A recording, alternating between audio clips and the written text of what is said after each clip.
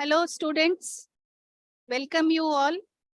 We have with us an elite group of teachers who will take us into the future with their innovative and dynamic, energetic ideas and tutelage. So to start with, I welcome President OSOS, Dr. Jayashree Dora. She's also our in-charge Dean of Vimsar Burla. Ma'am will give a welcome address.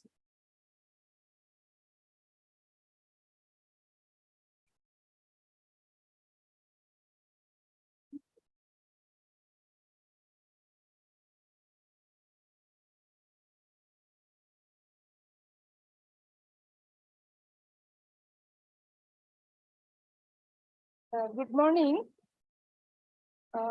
respected teachers present here, dear students, and the the students and teachers of tomorrow present here, and respected judges. Yes, some of Madam Dr. Chandana, Professor Dr. Chandana Chakravarti from Calcutta, Dr. Goyal Biswas from Calcutta, Dr. Subhabrata Parida from Cuttack, Dr. Burma from Raurkela, Dr. Saswat from Sambalpur. On behalf of ODISHA State Ophthalmological Society and on behalf of this institute also, I welcome you all to today's this unique program. This is a competition program, teachers of tomorrow. The teachers of tomorrow, the students have a competition among different institutes, and the winners of this competition, they will participate in the AIOC Kochi 2023. And so it is a very unique program, first initiated in AIOC also. So once again, I welcome you all and wish a grand success of this program. Thank you. Now, we have with us a dynamic moderator, Dr. Doyle Biswas. Ma'am, please. Hello, ma'am. We have with us Dr. Doyle Biswas. She is a refractive surgeon and she has got a lot of extra ophthalmological activities, like she's a poet, she's a writer, she's writing a blog, and she has written books. And she's a very dynamic person. She's a founder of event Pentathlon, which is rampantly prevalent in AIOC conferences. Over to you, ma'am. I hand it over to her. And I just want to introduce Dr. Chandana Chakravarti. She is MD, AIMS, New Delhi, Associate Professor at Rio, Kolkata, and she's been editor to many journals. Welcome you, ma'am, to the function, and she's a judge for the function today. And Jayashree ma'am has already introduced all the judges. So we'll go on right to the start of the program. Over to Dr. Doyle Biswas. Good morning, everyone. I am all of 5 feet in height, but after Dr. Sharmishta's introduction, I feel 10 feet tall.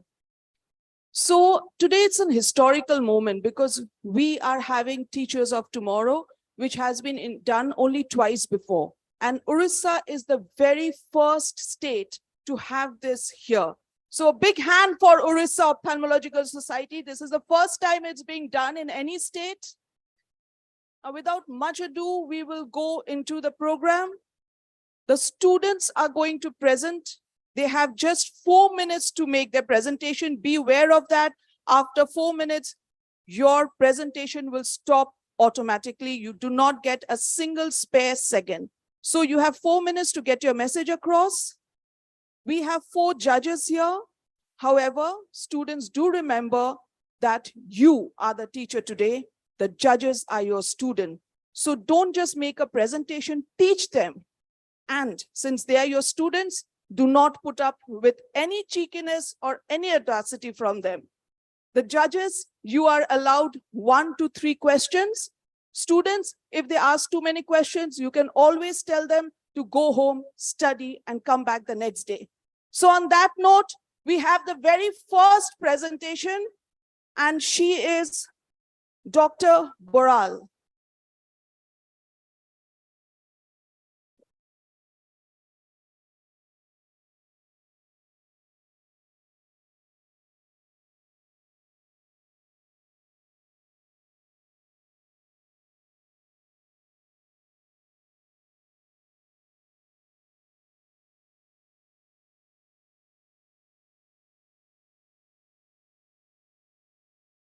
Good morning, everyone. As we have just passed the glaucoma week, and glaucoma is the progressive irreversible blindness in the world wide, and one of the treatment modality is YAG laser peripheral iridotomy. So this is a case of diminution of vision in the both eyes with visual acuity of 6/18, and in left eye it is 6/60. IOP is 38 mm of mercury in the right eye. In left eye it is 19 mm of mercury. Optic disc changes are normal, and on gonioscopy there is occludable angle in the right eye. So this is a case of primary angle closure, and laser peripheral iridotomy was done. So in basically laser peripheral iridotomy, we make a hole in the iris to allow aqueous to flow from the posterior to anterior chamber, relieving the pupillary block. Among the YAG laser, ND-YAG is the most commonly used nowadays, followed by combined. In 1950s, argon laser came into existence, which followed the principle of photocoagulation. But the major disadvantages being iridotomy site closure and more complications. So that led to invention of ND-YAG laser, which followed the principle of photo disruption. And the advantages of it requires low energy, and it is independent of the iris color, so easier to penetrate. Apart from the indication as we saw in the case, other indications are secondary angle closure with pupillary block, plateau iris configurations, and others as listed here. Some of the contraindications are ocular media opacity, neovascular glaucoma, angle closure glaucoma without pupillary block. Before moving to the procedure, some pre-medications to be given, that is apracolidine, brimonidine to reduce IOP, topical pilocarpine for miosis and thinning of the iris, and topical anesthesia. The site is in the superior quadrant, 11 o'clock and 1 o'clock position, which is covered by the upper eyelid. And for silicone oil, we prefer inferior iridotomy. So special contact lenses are used, that is a Weiss lens, Abraham lens with coupling agents. And the device is set at 1 to 6 millijoule and with spot size of 50 to 70 micrometer. Here you can see the arrow mark, which shows the crypt where the laser spots are given, 1 to 3 laser spots per burst. And the endpoint is the gush of pigment debris mixed with the aqueous flowing into the anterior chamber from a patent hole of size 150 to 200 micrometer. Now, these are the complications we can see post-laser, that is hyphema, corneal burns, transient rise of IOP, glare, diplopia, and late stages we may also see iridotomy site closure and cataract progression. So post-laser, we give apracolidine to reduce IOP, topical steroid to reduce inflammation. IOP should be checked regularly and routine follow-up to be done. The outcome depends on the staging, and some cases may require additional intervention. There is also significant improvement in the widening of the iridocorneal angle. It prevents acute attack in angle closure. So this is EAGLE trial, which shows the clear lens extraction is superior to laser PI, but visual effectiveness is similar in cohort study. And there is one JAP trial, which shows that low incidence of primary angle closure in angle closure patients, suspect patients, which after post peripheral iridotomy. That's all. Thank you. Okay. Thank you so much, Dr. Boral. But before I go to the judges, I would just like to remind the participants of one thing. You have to teach. This is not a presentation. We have enough presentations throughout the year. We are sick and tired of seeing presentations. So please teach us something. If you wish, you can take a hand mic and walk about the stage. Tell us, use your hands. Just pretend you're the teacher. Visualize your teacher. Pretend you're the teacher and teach the judges. Believe the judges are first-year students, know nothing about it. So teach them. So now, may I call upon Dr. Verma. Any question for the presenter? I think it is no question. It is well presented, and I think all the area has been covered. Thank you.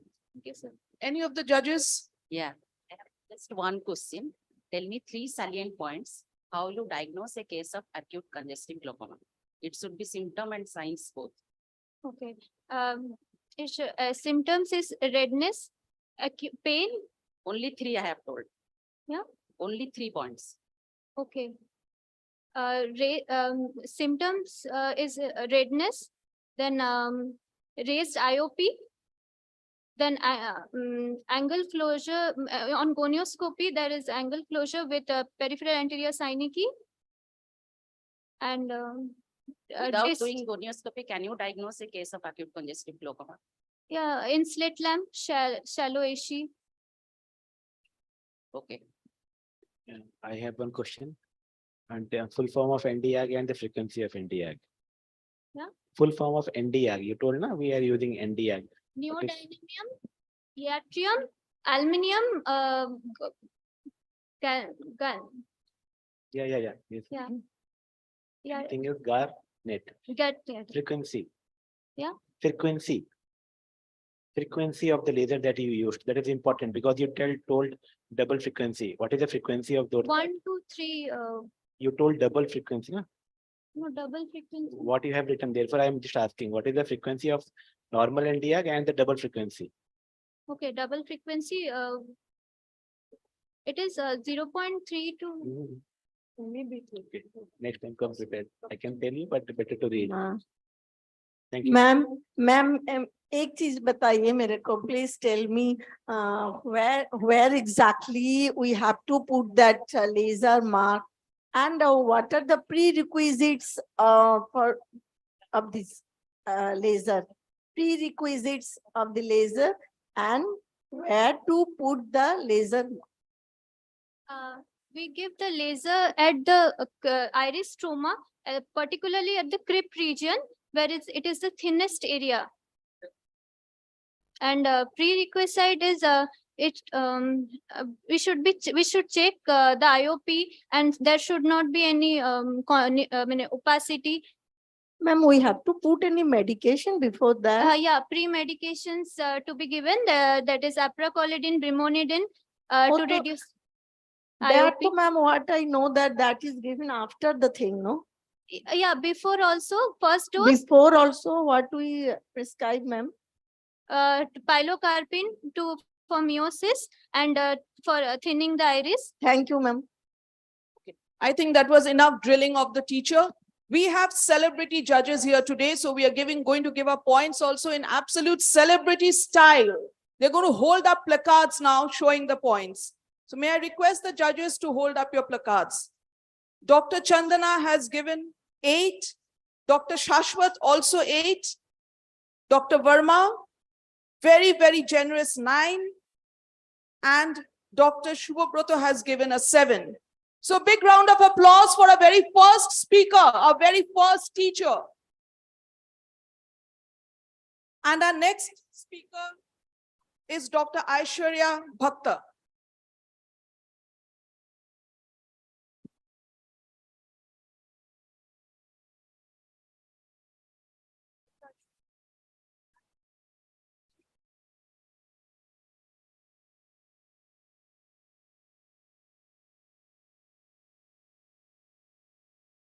Dr. Aishwarya, the whole stage is yours. You can absolutely sashay over the stage.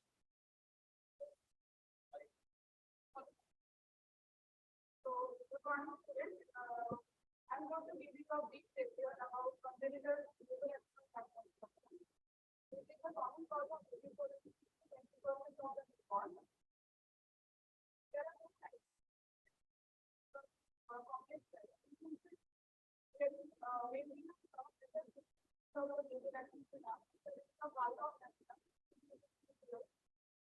in complex type, we have the defect going through or the complete absence of the body immediately and the body intact. After the time present from the present from the consistent body without discharge, maximum flash in which geometrical height area of the skin exposure. The superadded infection of the fat can lead to pain before failure of the lateral fat area known as lateral stability. After infection of the fat can lead to formation of the lateral stability. Now we need to ask about the onset frequency of the symptoms, the type of symptoms, whether the symptoms get active associated with that infection or not, or trauma or photophobia associated with the trauma. Now, examination is performed over there is test about the activity is trauma regarding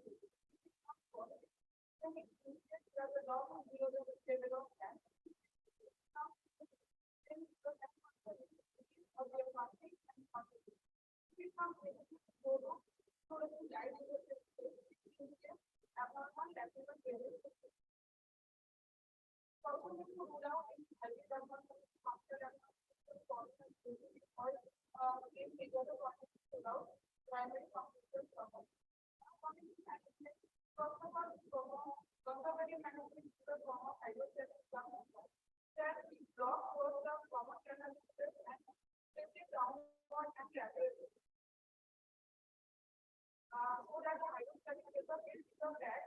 Open up the blockage at the and this habit has to be performed in 3 to 4 times a day.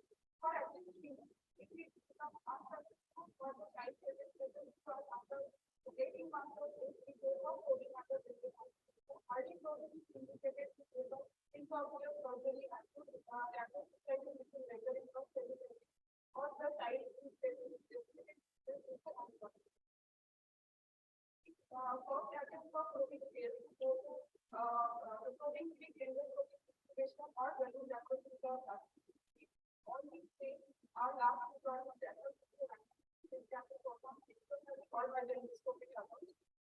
For further information, please you can go to reference. Thank you. That was really good. Judges, question. Ma'am, at which age we can do DCR?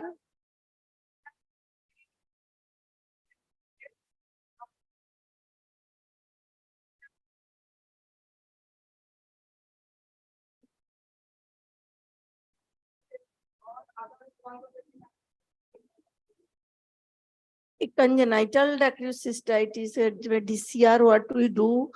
The result कैसा आता है? What is the prognosis of that?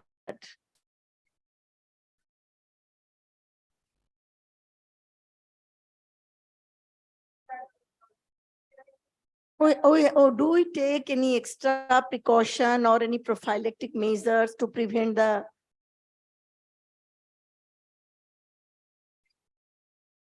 What antimetabolite we use?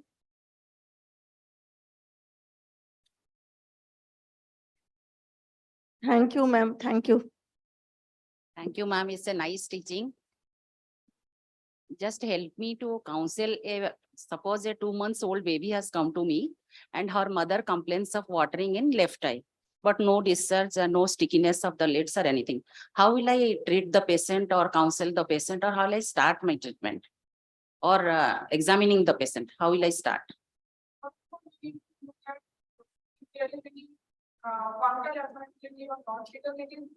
no discharge, only the issue product there. So fungal access to fungal as an assistant is if we need to ask about any photophobia, because in this primary 2-month-old baby.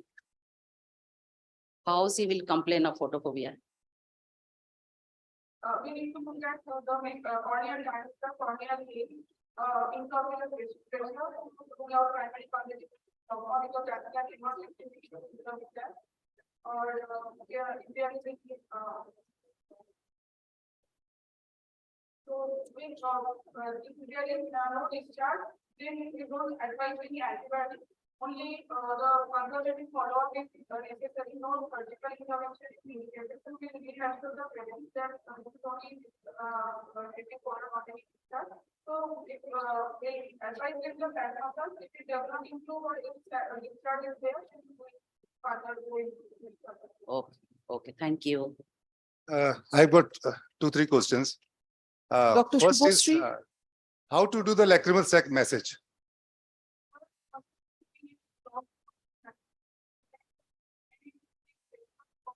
No, I am a layman. I am a layman. I am a student and I don't know how to do it, but just tell us. We need to trace over the medial cancer point, block the common canal is there. So that the discharge does not evacuate in the opposite direction, regurgitation half. उसके बाद we will trace downward and lateral after cutting the nails and after washing the hands. We need to counsel the patient about that. Then this has to be performed every 3 to 4 times a day. Okay, that's enough. But one thing is you haven't told that everybody, every eye surgeons or so many people are misleading the patients. You have to message behind the lacrimal crest, not in front of the lacrimal crest. That thing you have to be very sure about the how to do the message behind the lacrimal sac, lacrimal crest. The sac is there, not in front of the lacrimal. That is one point. Number 2 point was that when to do the probing. At what age you should do the probing. So we can wait up to 18 months of age.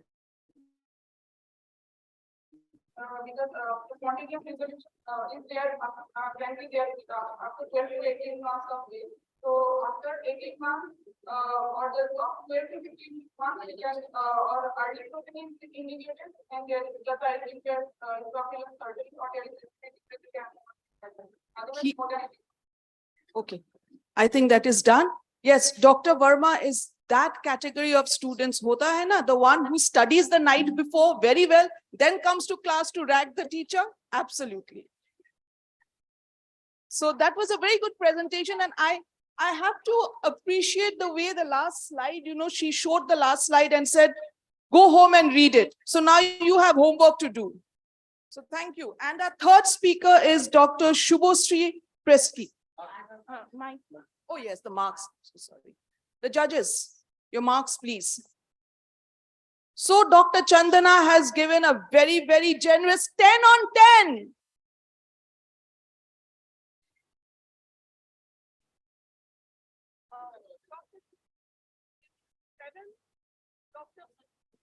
You need to Dr. Shubhaprata has also given a 9. Dr. Verma has given a 8. And Dr. Shashwat has given a 10. Huge round of applause.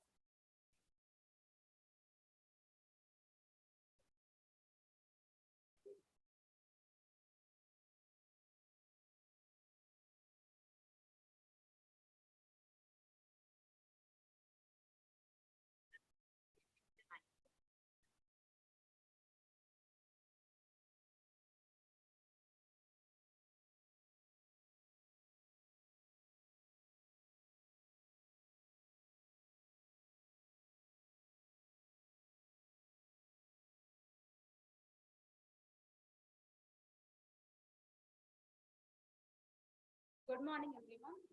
So, when a patient comes to our OPD with abnormal dressing of upper eyelid in spot, that is when we say a case of congenital ptosis. Lacrimal is stated that simple congenital ptosis being the most common form with mean age of presentation of 3.7 years. There's a slight bit of main preponderance here with violent dressing of 4%. If you already say the simple congenital ptosis is not some of the common symptoms of ptosis are if the woman is double edema, these are the less common ones. These are the pictorial representations of the common symptoms of the patient. Now, how do we see the result? The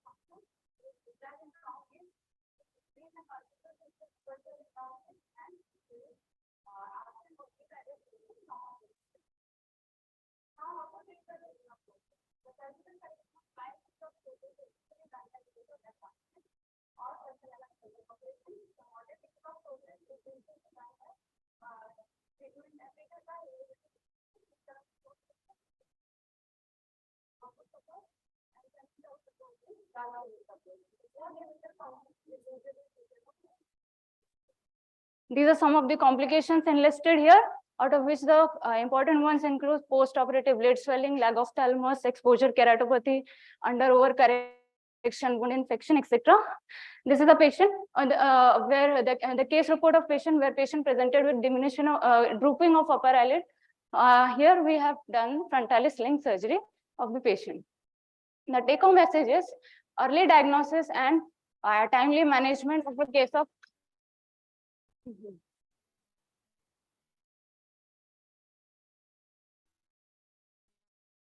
Thank you. Questions? So, hello, ma'am. Just suppose a patient has both squint and ptosis, Yes, sir. congenital ptosis. Which one should I first treat? And then you told ma'am something about lid fold, lid crease. Lid crease. Is there something lid fold also? I cannot understand the difference between lid fold and lid crease. Lid crease is the most prominent lid fold, which usually has cosmetic concerns. Before doing the surgery, we check for the lid crease if present. If not present, we make an artificial lid crease so that the patient has a symmetrical lid crease after the surgery and it looks cosmetically better. And the first question which you asked, Like if the patient has a squint surgery. palsy and also like If the patient has a squint associated with ptosis, the squint surgery should be done first, at least 3 to 6 months before ptosis surgery. Ma'am, you told that you will look for corneal sensation in all the cases of ptosis, Yes, right? So please tell me, how will I test for corneal sensation in a case of ptosis? In a case of ptosis, for checking the corneal sensation, we first raise the eyelid of the patient, and after from lateral side of the eye, we take a cotton whisk and touch the cornea, and we see for the blink reflex in the other eye. Thank you. Ma'am ये क्या है आपने बोला कि सूडोटोसिस वो क्या है? Yes. What is that? Pseudotosis, what is that? Some patients may have pseudotosis associated, which are misdiagnosed as a case of ptosis. For example, a case of phthisis bulbi, nanophthalmos, inophthalmos, microphthalmos, or a patient of presenting with hypotropia in semi or other in contralateral lid retraction, myopia, case of myopia, ophthalmos, etc. These are all the causes of pseudotosis. Ma'am, is there any cutoff age ki you have to do the surgery in 6 months, 1 year? Is there anything like that? Yeah, in some cases, if, for example, if a patient of trauma comes, so we have to, Ma'am, ये तो आपने तो congenital ptosis का बारे में बात कर रहे हैं ना? in case of congenital ptosis, we usually wait for 3 to 4 years for the surgery to be done if there is no associated amblyopia or postural abnormality. If the patient develops amblyopia, postural abnormalities, in case of especially bilateral severe cases of ptosis, we have to do the surgery immediately. Otherwise, we can do after 3 to 4 years. Thank you, ma'am. I think she's answered it all to your satisfaction. The judges can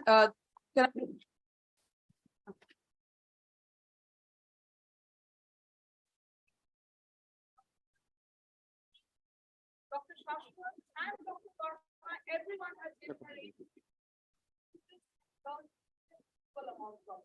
they are all awarded.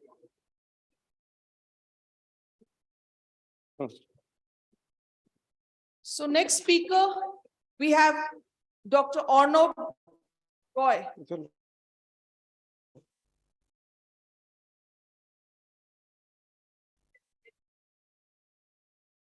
Yes, ma'am. Yes. So good morning, everyone. Let's have a brief discussion on what is peripheral ulcerative keratitis. Now, a patient walks into your clinic with severe pain, photophobia, watering, redness of both the eyes. On the slit lamp examination, you find that there is a classic crescent-shaped peribulbar thinning and melting. This entity is known as peripheral ulcerative keratitis. Now, PUK, as it is known, can have both ocular and systemic causes. Among the ocular causes, they can be both infectious and non-infectious etiologies. Non-infectious ocular etiologies, namely a Murren's ulcer, rosacea, or even trauma. On the contrary, if it is a systemic cause, it can again be infectious and non-infectious. If it is non-infectious systemic cause, the most common association is rheumatoid arthritis with typical deformities of the peripheral joints, or it can be other vasculitis like a granulomatosis with polyangiitis. Remember that if it is a ocular non-infectious cause, 50% of them have an underlying collagen vascular disease. Why is it that the peripheral cornea is so susceptible to autoimmune systemic processes? It is because of certain anatomical distinctions of the peripheral cornea, namely the presence of a vascular arcade, abundance of lymphatics, Langerhans cells, IgM, and complement activating factors. The absence or presence of scleritis is extremely important in a case of PUK because scleritis indicates the presence of an active vasculitis, number one, and sometimes it prognosticates a worse outcome as well. There is an entity called Murren's ulcer, which is a type of PUK. It is a diagnosis of exclusion, but it has certain distinguishing anatomical features, namely the absence of scleritis, the presence of an overhanging edge towards the central border, and it has been classified typically as younger individuals, bilateral presentation, and a more severe or malignant course, and elderly individuals with a unilateral presentation and a less indolent course. But remember that this classification is a biased one because it has been found that 43% of elderly Murren's actually have a bilateral presentation. Reiterating another very important fact that in case of a systemic PUK, systemic vasculitis, you will find that there is a clear zone between the limbus and the infiltrate, which is classically known as the contact lens cornea because of the peripheral guttering. On the contrary, in a Murren's ulcer, it typically begins in the nasal or the temporal quadrants, and there is no clear zone between the limbus and the infiltrate. How do you approach a case of PUK? As always, take a meticulous history, including contact lens use and trauma. Always exclude any infectious causes first, because otherwise you cannot give steroids. And you have to exclude the underlying autoimmune processes by the following investigations. Management of PUK has two pillars. Number one is immunosuppression, for which you can use topical corticosteroids. Along with this, you can add cycloplegics and antibiotics. And surgical management entails mainstay being conjunctival resection and trimming of the overhanging edge. You can go for an amniotic membrane graft, or if you suspect an impending perforation, a tissue adhesive can be used. That's it.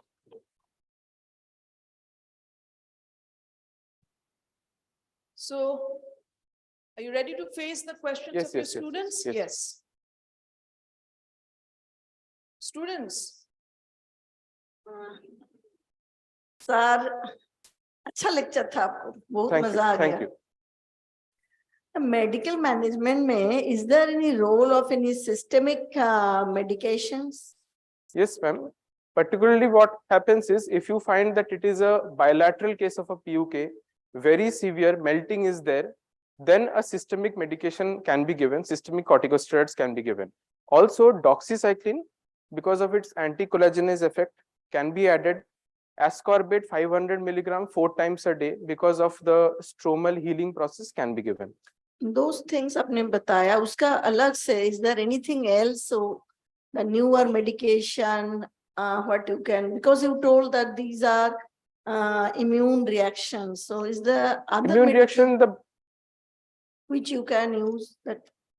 essentially, ma'am, the what you mean to say is, do you mean to say the biologics part of it? Yes. Is there any role? I'm just asking, sir.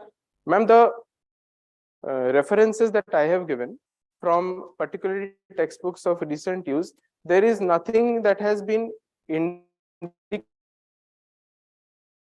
that you can actually use it in clinical practice on a routine basis. What I added was just what can be used on a routine basis that has been proven over the years. Thank you, sir. One more question. Hmm. Now, how will you differentiate that this is a PUK or there is a bacterial or viral keratitis close to the limbus? How will you differentiate that? First is the history. In case of a bacterial or viral, there will be some kind of a contact lens or a vegetable matter or a foreign body. That kind of a history might be there.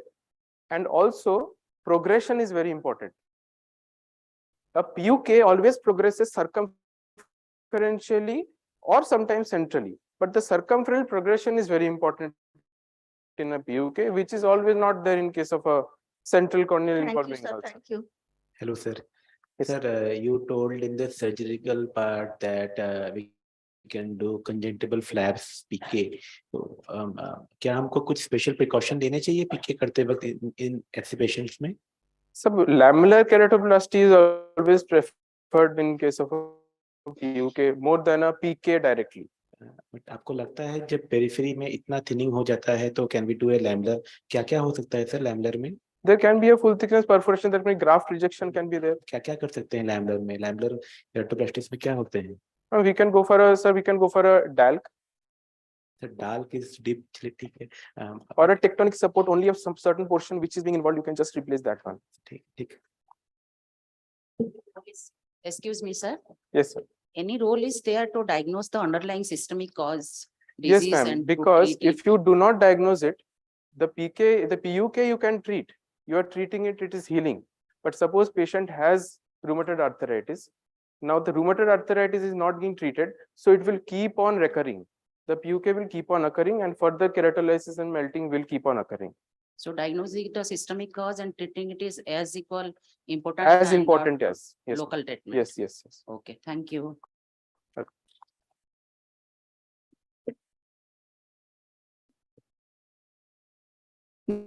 now for the marks. Dr. Chandana has given a 9. Dr. Verma has given a 8. Dr. Shashwat has also given a 8, as has Dr. Shubhabrata. So it's 8 from 3 judges and a 9 from 1. I think that's a good performance. Our next teacher is Dr. Shomya.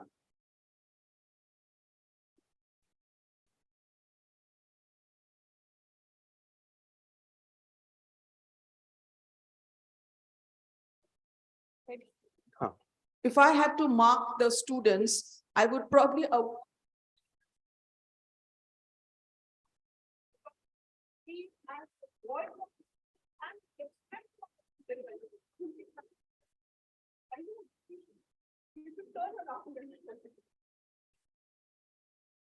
Good morning, students. Am I audible? Today we are going to speak about optic neuritis. By end of the class, we will come to know that what is optic neuritis, what is the pathophysiology behind it, and how we are going to diagnose and treat it. So, optic neuritis is inflammation of optic nerve, which is causing dysfunction. So, first of all, under optic neuritis, we will see retrobulbar neuritis and papillitis and neuroretinitis. So, the pathophysiology being whenever there is an infection leading to blood-brain barrier dysfunction, breach in the blood-brain barrier, causing these immunomodulator cells to enter inside the central nervous system, which are damaging astrocytes and oligodendrocytes, which are responsible for the myelination, causing demyelination. So, optic neuritis will present associated with either an isolated optic neuritis or demyelinating disorder of multiple sclerosis. So, this is considered as a typical optic neuritis. Or otherwise, if it presented with acute disseminated encephalomyelitis or neuromyelitis optica, we will consider it as an atypical optic neuritis. So, the epidemiology being the prevalence rate for multiple sclerosis is 8.3 per lakh, and the neuromyelitis optica being 2.6 per lakh.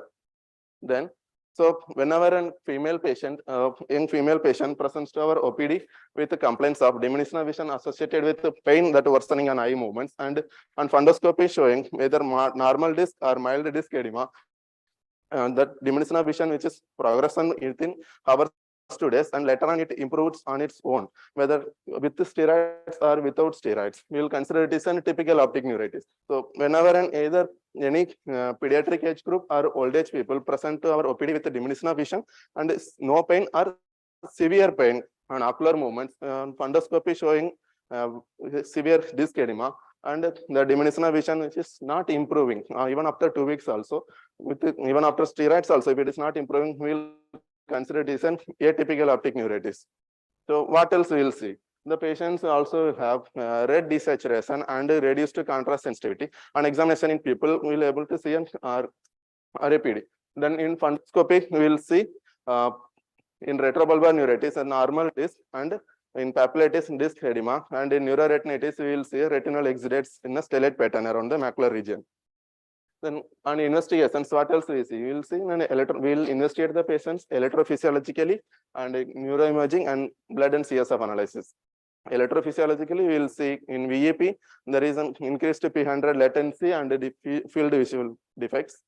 Then on blood investigations, we will see NMO antibodies and MOG antibodies and aquaporin 4 antibodies we will look for. Then later on neuroimaging, we have to look for the optic nerve involvement, whether it is unilateral or bilateral involvement. Then how much segment is involved, either 3 millimeter or more than 3 millimeter. If it is an unilateral involvement with less than 3 millimeter, we will consider it as a typical one. Either bilateral involvement with more than 3 millimeter, we will consider it as an atypical one. Later on, we will do CSF analysis. In CSF analysis, we will look for oligoclonal bands. Then, whenever an optic neuritis patient presents with IV steroids, we'll give. Whenever an acute optic neuritis patient presents, we'll start IV steroids. Later, CE, MRI, brain, and will be taken. So, typical, if the patient having typical findings, we will give isolated optic neuritis. 11 days of oral steroids we will give. Then, in case of multiple sclerosis, we will give long-term steroid therapy. Suppose if the patients are having atypical findings, if there is an improvement in vision, we will give long-term immunomodulator therapy, then gradual tapering of oral steroids. Suppose if there is no improvement in vision, we will give IV gamma globulins and immunosuppressant therapy. So the take-home message being, first, all the optic neuritis. Thank you.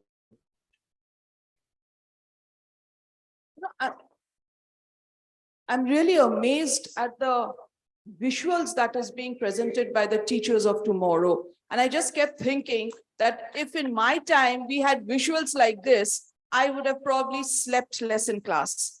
But yeah, good visuals. So students. Hello, sir. Thank you. Sir, regarding this dosing that you told that initial 3 days we will give IV steroid, then you said, is it common that it will reoccurrence? Can the disease come back again and again? Yes, and the disease will recur also. First, initially we'll give 1 gram of methylprednisolone for initial 3 days. After we'll gradually taper the steroid. So by the course, it may recur also. In case in any atypical optic neuritis, it will recur mostly.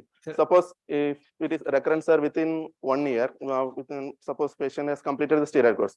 After that, the same episodes are recurring, means we have to take again the MRI brain to look for any other atypical findings for the. Sir, do we taper steroid for 11 days?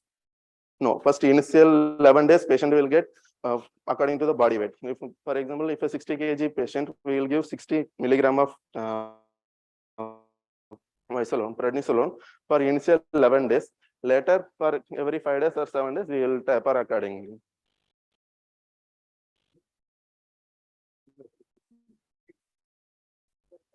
Sir, where treat?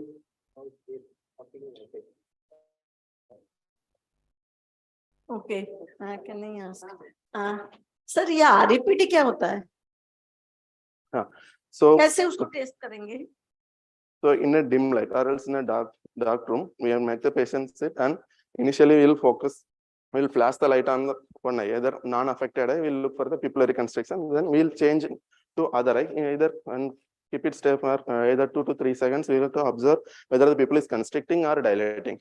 If it is dilating and swinging, rapidly changing from one eye to other eye, if we notice there is a dilatation instead of constriction, we will tell is an RAPD. It will come only when there is an optic nerve is involved. इसको बोलते हैं grading करते हैं जी, grade 1 में क्या grade 4 का इसका क्या मतलब है? मतलब what is the, we will tell us in grade 1. किसी को ग्रेड 1 है, किसी को 4 है, इससे क्या बात है? What is that? In grade 1, if is not, we can notice a mild कोई रिलेशन है उसका प्रोग्नोसिस का और डिजीज का? Though grade 1 will tell it is a mild or initial stage. If it is a higher grade, we can consider optic neuritis can become to an atrophic stage. We went into an atrophic level. So in that way, there is people is not showing no constriction at all. So optic neuritis में जो dyschromatopsia होता है क्या है sir? Dyschromatopsia, there will be disfigurement of the figure. So whenever we see any, sir बताइए और dyschromatopsia में क्या होता है sir? So we are having a visual when we are looking, so there will be disfigurements we can see. That will consider some dyschromatopsia. Color vision का क्या होता है? Color vision will optic neuritis patient will have reduced red desaturation. When a normal person can able to perceive the red color very good, but the optic neuritis patient will perceive it as a very dull red or else no red at all. अच्छा sir, ऐसे सुना है कुछ लोग बोलते हैं कि patient आया, पेशेंट भी कुछ दिखता नहीं है, डॉक्टर भी कुछ दिखता नहीं है, वो कौन सा है? That condition is a retrobulbar neuritis condition. In that, the patient will complain that he is unable to see, vision is lost. Then, but on fundoscopy, we will say it's a normal fundus. We can't find anything in that. Thank you, sir. So that means कब हम लोग का पता चलेगा कि इसका changes? I think the student is asking too many questions. You have to do some amount of studying on your own. Okay, okay, sir. So that was good. Can we have the marks now?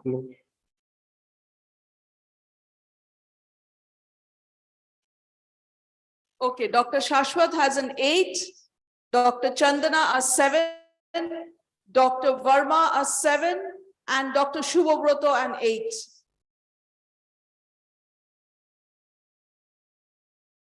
And our 6th teacher is Dr. Abhinav Agarwal. Hello. Good morning to everyone.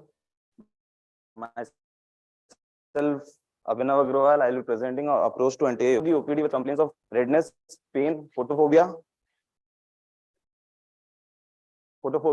and excessive watering from the right eye since 2 to 3 days. The visual acuity noted was 6/9 and 6/6 in right and left eye respectively. Then on slit lamp examination, there on diffuse illumination, we could appreciate upper lid edema and circumcorneal congestion in the conjunctiva. Then on slit lamp, slit beam with 1 into 1 mm with adequate intensity and magnification, we could appreciate small, fine, and medium shaped KPs and 18 to 20 inflammatory cells in the anterior chamber, and the iris details were not that clear, that was hazy. The pupil of right eye was sluggishly reacting to light compared to the left eye. On dilating the fundus, we could see the fundus to be normal. So on further history taking, that there was no any evidence of similar history in the past, neither there was any systemic association. Therefore, with the presenting symptoms, that was photophobia and excessive lacrimation, and the signs that were KPs and inflammatory cells, we came to the diagnosis that is acute non-granulated anterior uveitis. So I told it to be acute because the onsets were rapid, and it was non-granulated because there was fine, small, and medium-shaped KPs with more of exudation. And I told it to be anterior uveitis because there was inflammation of the anterior uveal tract. There was neither involvement of the vitreous, neither there was any history taking of every patient of uveitis is a must. It helps us in coming closer to the diagnosis. If a patient comes complain of pain, redness, and photophobia with acute in onset, further history tells about arthritis, then it is suggestive of seronegative spondyloarthropathy. If history of GI or Epithelial also, it suggestive of Behçet's disease. If it is post-surgical or post-traumatic, it suggests infective endophthalmitis. If the symptoms are moderate in onset with history of shortness of breath, tender over the shins and the villous lesion, it is suggestive of sarcoidosis. If it is post-traumatic, it's suggestive of traumatic iritis, and if there is heterochromia, diffuse satellite KPs, it's fuse heterochromia cyclitis. So uveitis having TB, having TB sarcoidosis, and finally take home message: a medical history and a laboratory diagnosis should be tailored in a patient with uveitis based on the anatomic features, that is anterior, intermediate, and posterior, and the clinical picture, that is granulous and non-granulous. Thank you. Thank you, sir. Very good presentation. Thank you, sir.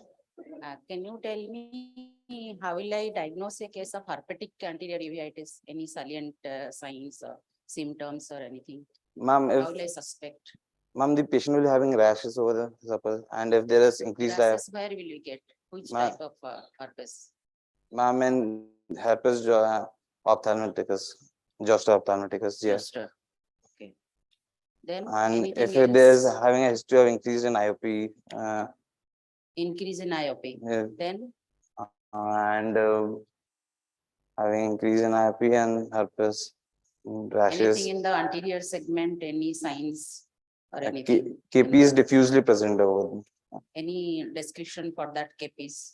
Any particular type of KPs we find, then one can suspect it is herpes. Pigmented diffuse KPs. Okay. Sir मेरा ना एक confusion होता है acute severe conjunctivitis and acute iritis, कैसे उसको differentiate करेंगे? ये confusion मेरा चलते रहता है अभी। How to? अभी first day में आया, patient has come in the first day, वो conjunctivitis है कि iritis है, समझ नहीं आता है। Ma'am, if there is circumcorneal congestion, that is more suggestive of iritis and rather than conjunctivitis. Sir लोग बोलते हैं कि pupil देख के भी पता चलता है, वो क्या है? Ma'am, if the inflammatory cells are sluggishly reacting pupil, so it is more suggestive of uveitis, iritis. Thank you, sir. Dr. Shashwat? मैं I am a patient. I am a patient suffering from anterior uveitis. So my question is, को ये बीमारी ठीक होगा कि नहीं? मेरे को ना सर ये बीमारी ठीक होगा कि नहीं? सर अगर सर हिस्ट्री के ऊपर है सर, अगर रिकरेंट भी हो सकता है, it might get healed sir, it will heal based on the treatment and the course you are taking. And सुनो जी, अच्छा, and one extension of the madam's question, how do you diagnose case of conjunctivitis and uveitis very first day patient has come to you? Ma'am, if we see KP is present or something, inflammatory cells are present. First day KP would be present. नहीं होगा, मतलब inflammatory. Just एक last sir, sir आज आपने theory बहुत पढ़ा दिया, आज जाके पढ़ाई करना पड़ेगा. That's a compliment. You've taught them so much of theory. Can we have the marks now? Dr. Chandana with a 7, Dr. Shubhabroto with a 7, Dr. Verma with a 7, and Dr. Shashwat with a 7. So that was lucky number 7 all around for the last student. Now, yeah, that's what. So too much of knowledge saturates and fatigues the brain. And though we have some very accomplished students here today, even they are fatigued. So we're going to take a break. We're going to have the inauguration now.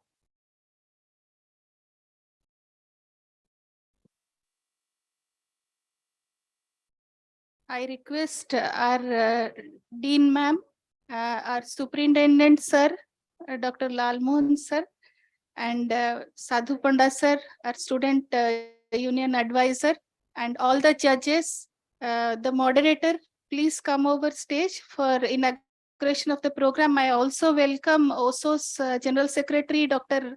Santosh Kumar Mahapatra, our Treasurer, OSO's Dr. Pramod Kumar Sharma, and Dr. Beria also as the Students Union Advisor, and our HOD, Dr. KC Tudu, to please come over to the dais for the inauguration.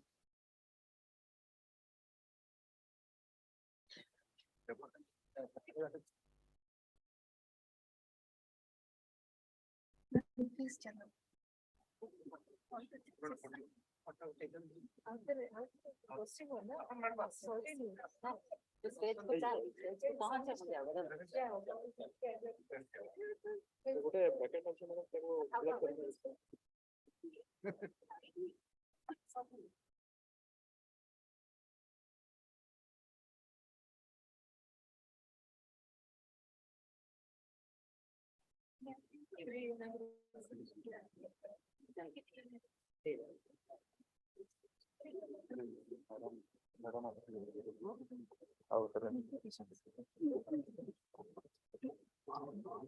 Shubham Gurutvam Kalyanam Arogyam Dhanasampada.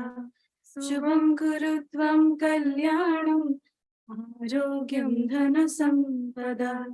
Shatrubuddhi Vinashaya Deepa Jyote Namostute. Deepa Jyote Namostute. Deepa Jyote Param Brahma. Deepa Jyote Jana. Deepa Jyote Param Brahma. Deepa Jyote Jana. Tume Papam Sandhya Deepo Namostute. Shubham Kurutvam Kalyanam Arogyam Dhanasampada. Shubham Kurutvam Kalyanam Arogyam Dhanasampada.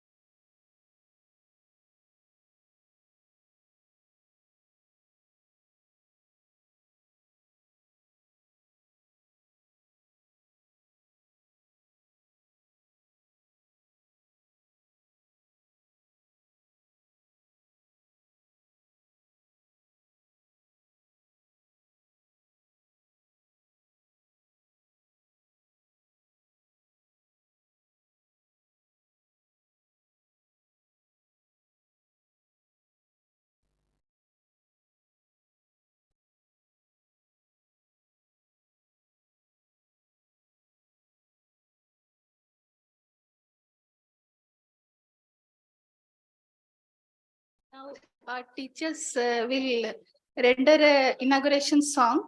So we can have a small break with this. Over to you, teachers.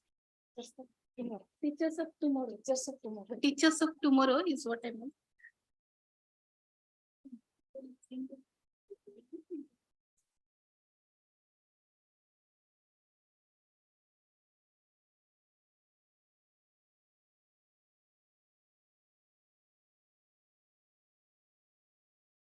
What is it?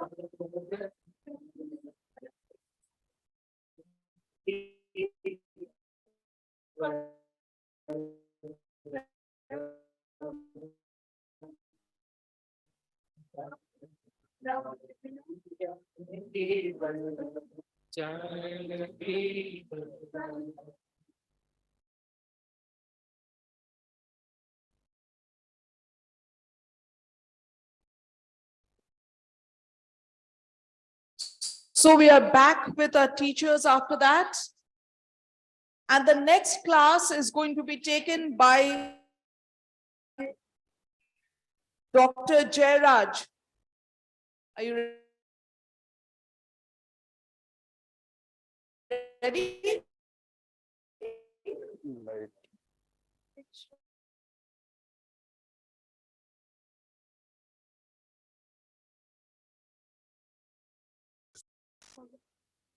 Hello.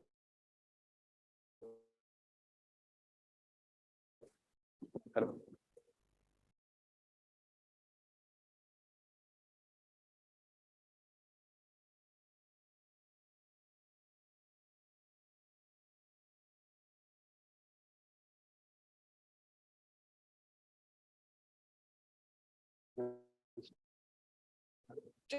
Just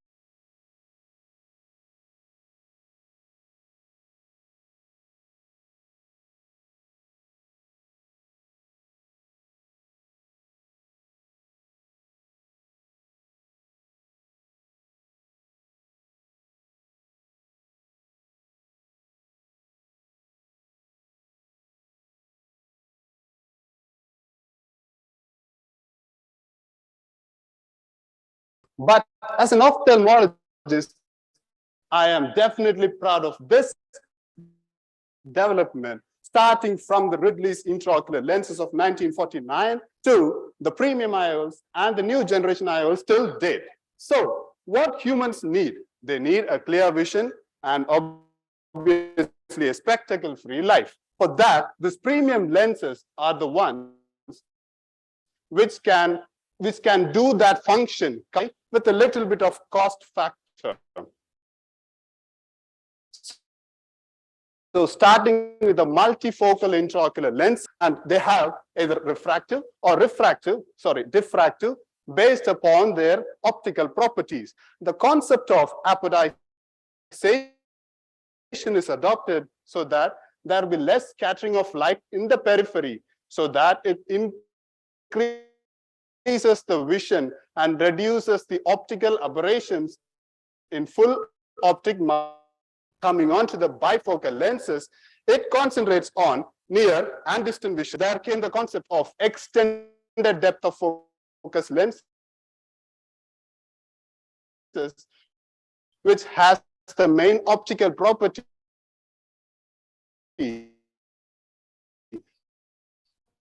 of a patented diffractive plate with you the daily range of intermediate vision. Another similar lens is the Lux Smart lenses of Bosch and Lomb, which is also being with the same mechanism, but unluckily it is not available in the Indian market yet. So the trifocal lenses, it is focusing with 2 diffractive properties and 2 diffractive powers, so that it also concentrates on the intermediate range. So with all these several adaptations made in these lenses, we have a better vision at near, intermediate, and distance. But these lenses also have some cons, like glare.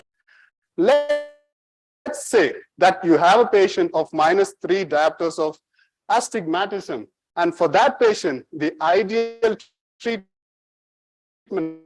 during the time of surgery is to be very careful in selecting the biomaterial and also the good rexes, so that there will be minimal or no postoperative rotation. So students, in order to succeed in this premium intraocular lenses, you must have an extensive preoperative evaluation. There must be accurate IOL power calculation with good and recent modern formulas and an optimal surgical technique. But you should not forget that in cases of bag instead ocular surface disorders or any posterior segment pathology, it is better not to use this premium. Patient to always under promise and oversell. And don't forget to master your surgical technique so that there will be a better outcome, a better patient, and a better vision. Wait, just before I leave, let's have a small sneak peek into the future of this premium intraocular lenses, that is the light adjustable IOLs, the accommodative IOLs, and the fluid fill intraoperative IOL lenses. Thank you. I'm open for questions. Very teacher-like presentation. Yeah. However, before that, I just want to ask you one question. You showed no financial interest. So the government is not paying your salary? Ma'am, I'm in a private practice, so there is no government salary for me actually. But even in private practice, the students pay you? Ma'am, private practice, I'm in a not in a hospital. I'm in a hospital, not in a college, right? So there is no payment from the students also. Fine, I'll accept that. Okay, sir, just one question. Just tell me your name first. I'm Subha. Okay, come on. Yes, but tell me. If I have wait, let them finish it. Yeah. If I have cataract, okay, which IOL will advise me. If you have cataract, okay, which IOL you will prefer for yourself. Okay, so you are in first year, right? I don't think you will have a cataract. It might be a congenital cataract, maybe, or a developmental one. So in that case, you can definitely go for these premium intraocular lenses. But since you are in your 17 and 18 years of age right now, so I think it is better you go for a normal lens, that the clarity will be better. Because as I have told you here, there will be definitely some cons like a glare, colored halos will be there. But still, this I personally believe a monofocal lens will be a better option in terms of clarity rather than in terms of comfort, because you are not in your 40s or not in your 70s, where you will be doing a lot of your work, like in the intermediate range of work. You'll be requiring more of near work, right? I don't know much because I am only in 17, 18. Yeah, that's why I'm telling you, just come to my clinic. You just come to my clinic.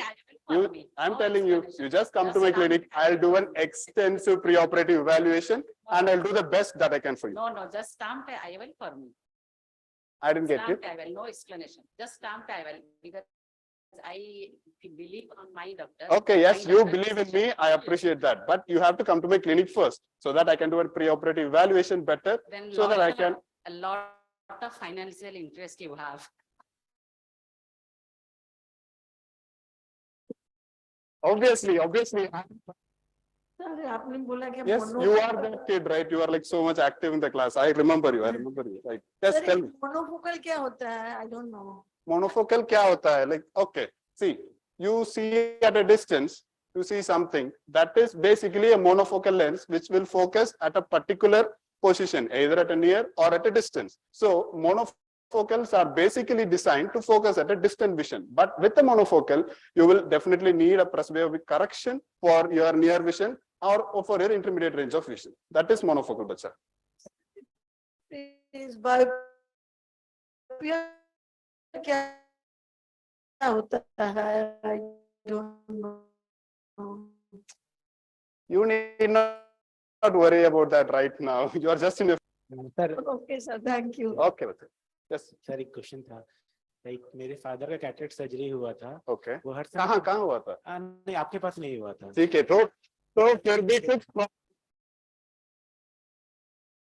वो ना complain कर रहे हैं कि एक ना recent एक So you just told me operation हुआ था. You didn't tell me कहाँ हुआ था. You didn't tell me what lens was put. Who did the surgery? You should have come directly to me for the first time only. I would have explained it very well. That's what I was telling. Now, patient counseling is what the patient wanted, what your father wanted. Now I don't know. Like after the surgery, he's expecting this. No, he is happy. Okay, he's happy. Everyone is happy. Finished. आप question नहीं समझ रहे हैं. आप question सोचिए कि बंदा ना. सर एक्चुअली उनका क्वेरी है कि एक क्रिसेंट शेप का ब्लैक शैडो दिखाई दे रहा है. Big monofocal lens. Okay. Well centered, है ना, covered all around by 1 millimeter of rexus margin. Still he is complaining कि एक black color का crescent दिखाई देता है. You have a lot of information for a first year. Like for a first year student, you have a lot of information in your mind. I appreciate that. I'll get back to you in the next class. Don't worry. Don't question. Very simple question. Yes. मेरी mother का surgery करवाना है sir, क्या lens लगाऊंगा उसको? Mother She is non-diabetic. I'm not getting you. Please. My mother is having a cataract and she want to go for a surgery. Okay. She is around 85 now. Is she a diabetic? No, she is not she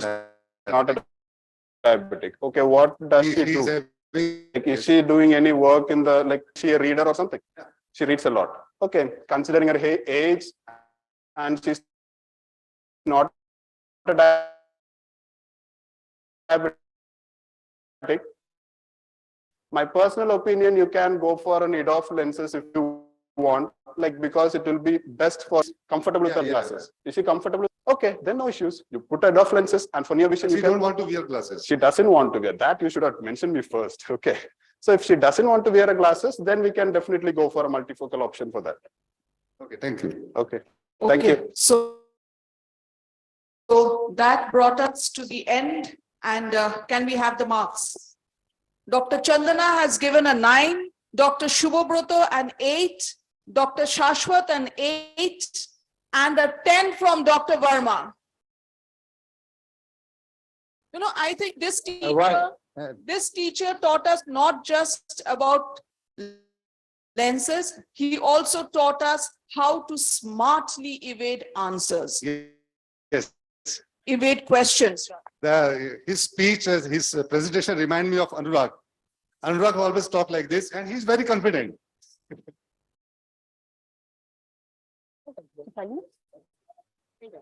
Our next teacher.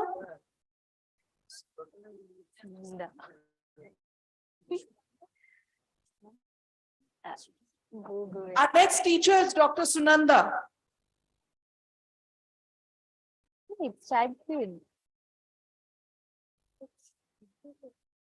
Hello everyone, good morning. Let us justify the today's topic, ocular rhinosporidiosis. Okay, from this lecture, we're going to learn about these things. Though it is not a global problem, it's been a concern of hot tropical countries of South America, Eastern Africa, India, and Sri Lanka, contributing to 88% of the caseload. Coming to India proper, the south states like Tamil Nadu, Puducherry, and Kerala are the main base, again because of hot temperatures. Other states are also involved, but rarely. Coming to Odisha, the western districts like Sundargarh, Sambalpur, and Balangir has higher prevalence compared to rest of the state. This is again because of extreme climatic conditions. Let's go through the history. Guillermo Sieber in 1900 reported the first case in a nasal polyp. At the time, it was thought to be a fish, later to be a fungus, but recently classified as an aquatic pedestal. Okay, later it was named as Rhinosporidium sieberi and classified into the class Mesomystozoa, order Damocystidium, and genus Rhinosporidium. How does it enter the body? The mode of transmission. The organism usually grows in stagnant water bodies like pond. Demolo's theory focused on the concept of direct transmission.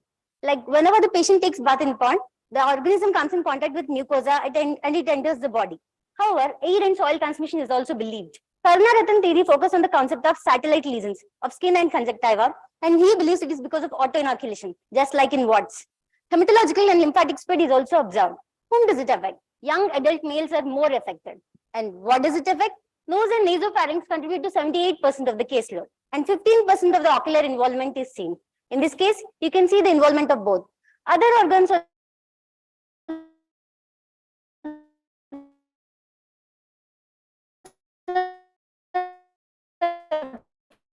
affected, but rarely. How does a patient with ocular growth, which can be pedunculated with stalk or point spots over it, which is because, and it is too vascular that it bleeds even on touch. Structures, conjunctiva is the most common structure to be involved, and it is usually pedunculated in case of palpebral involvement and sessile in case of bulbar involvement. Rare presentations like cystic presentations are also observed. The next most common is lacrimal sac. Patient may have a boggy swelling over the sac area or even a fungating growth. The possible differential diagnoses are pyogenic granuloma, papilloma, foreign body granuloma, hemangioma, oncocytoma, or even squamous cell carcinoma. Then how do we confirm it? With the help of the other doctor, the pathologist. The definitive diagnosis is by histopathological examination. On HPE, you see different stages of maturation of sporangia, along with hyperproliferation of fibrous tissue and infiltration of the inflammatory cells. Special stains can also be used to stain the organism. Then how do we catch him? The management. Mostly it is surgical. Total excision of the growth is required. In case of lacrimal sac involvement, dacryocystectomy is usually done. However, dacryocystorhinostomy is also thought to give similar results by some authors. Then, how do you prevent the repeated attacks, the recurrence, which is because of spilled spores while excision?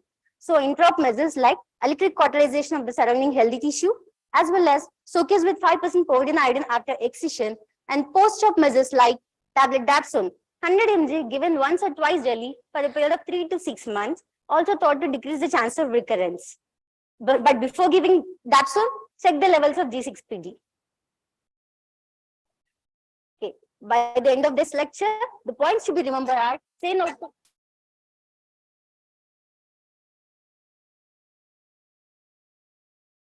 So we're a little too late to hammer your message home, but that's okay.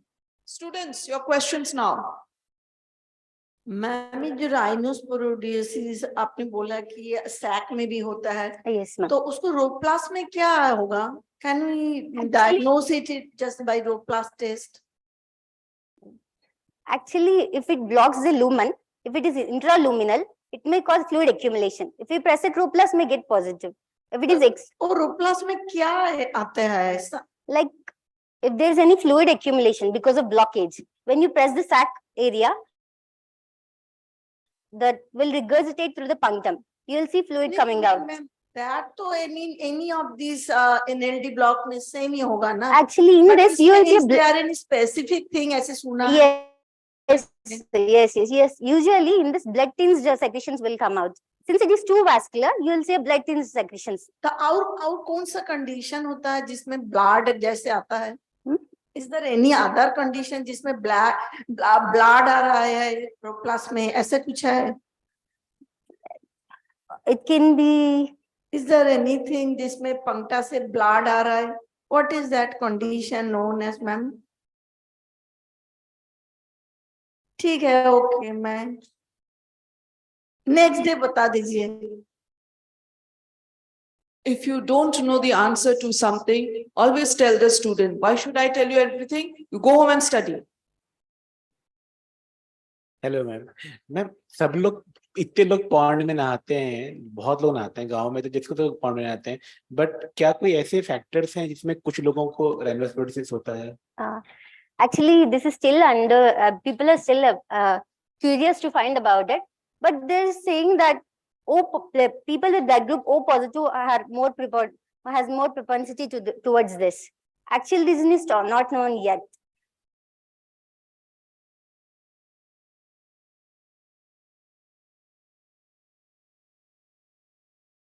Does it recur after the excision? Yes, there are chances of recurrence, well, which may recause the disease. Can we prevent it in any way? Like we can follow some measures, like following meticulous excision, like doing electric cauterization of the surrounding area to kill those spores, or we can do showcase with povidone iodine, which may metabolically inactive those spores, or even we can go with dapsone, which is still hypothetical, but dapsone also thought to decrease the chance of recurrence. Thank you. Thank you. So now the students metamorphose into judges now. So we have Dr. Shashwat with a 9, Dr. Verma with an 8, Dr. Shubhabrata with a 9, and Dr. Chandana with a 10. So I think that was a very good performance. Yeah. Next speaker, Dr. Khushi Agarwal.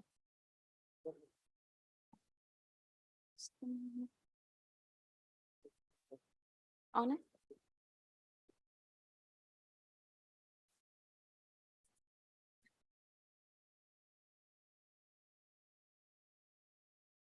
Dr. Khushi, are you ready to go? Yes, Start. Good morning, class. Today we'll be discussing about approach to disc edema. Many students confuse between disc edema and papilledema. So today I'll tell you, disc edema is only the swelling of the optic nerve head, while when it is accompanied with intracranial raised ICP, it is known as papilledema. These patients will come with chief complaints of nausea, vomiting, headaches, visual problems, and sometimes with diplopia.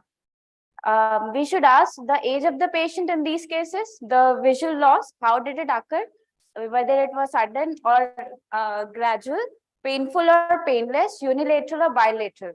Patient can have scotomas in the field of vision, and color vision can be impaired.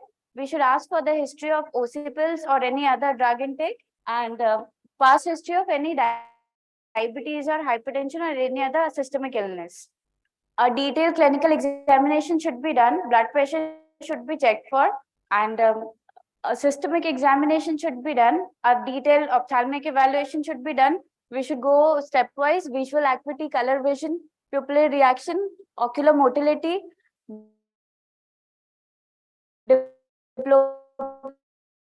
charting, fundus examination, and a visual field should be checked for at the last. 10 signs to call it a true disc edema is 5 mechanical signs and 5 vascular signs. 5 mechanical signs is there is a loss of cup. The cup is to disc ratio cannot be assessed, and margins will be blurred. There will be nerve fiber layer edema. There will be disc elevation along with folds, Parton's line or choroidal folds. 5 vascular signs can be there. That is hyperemic disc or venous congestion or peripapillary hemorrhages. nerve fiber layer infarct, and exudates. There are many differential diagnoses. We'll discuss only few of them today. Bilateral causes include most commonly papilledema seen in PIH or BIH.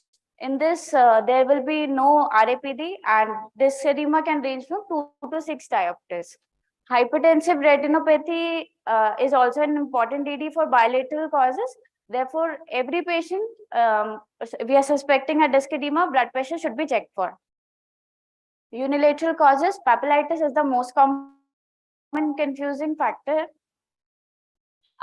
In this, the patient can come with profound and sudden visual loss, and these patients will have a RAPD. These can have disc edema less than 3 disc diopters, and color vision is usually impaired. These can have scotomas in the field of vision. AION, these have altitudinal field defect.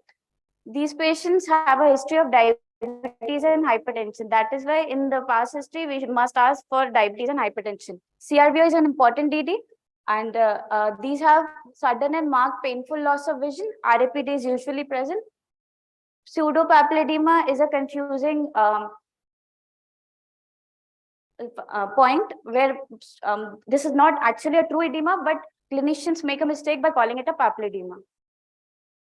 So investigation, OCT helps to determine the amount of disc edema, and MRI, in this, if there is a papilledema, we can have empty sella or tortuosity of optic nerve, posterior sclera can be thickened. So the take-home message is bilateral disc edema is not a localizing sign, and 6/6 does not necessarily exclude retinal pathologies. We should do a fundus examination of every patient, and timely intervention to have a good prognosis. Time up. Treatment will be in the next class. Students.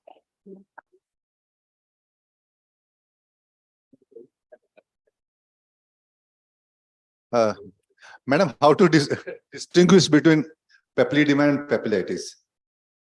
Sir, a thorough history will help. First of all, the papilledema patients will have transient obscuration of vision. The vision can be 6/6 in papilledema, and in papillitis there is sudden and profound visual loss, and it is painful, and color vision is also impaired in papillitis, and RAPD, if coming to examination, RAPD is noticed in papillitis and no RAPD is noticed in papilledema.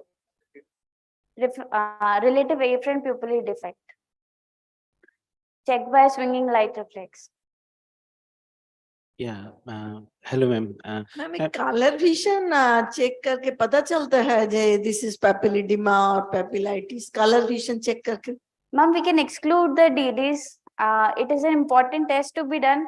If in papillitis, color vision is not checked, and after treatment, it will be difficult. No, ma'am. I'm asking, just by testing the color vision, can we say that this is papilledema or papillitis? No, ma'am, not only color vision. There need to be other history and investigations included. Visual field, can we diagnose that this is this visual field? Altitude. Papilledema, what happened in visual field in papilledema? There can be enlarged blind spot. And in AION? There will, typically altitudinal visual field loss will be there.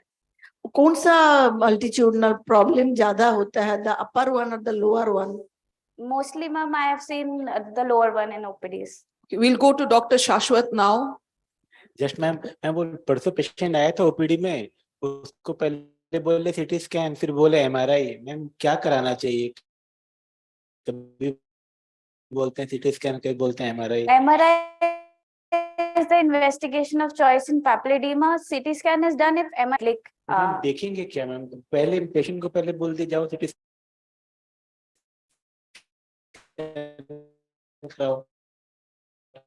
फिर आया बोलते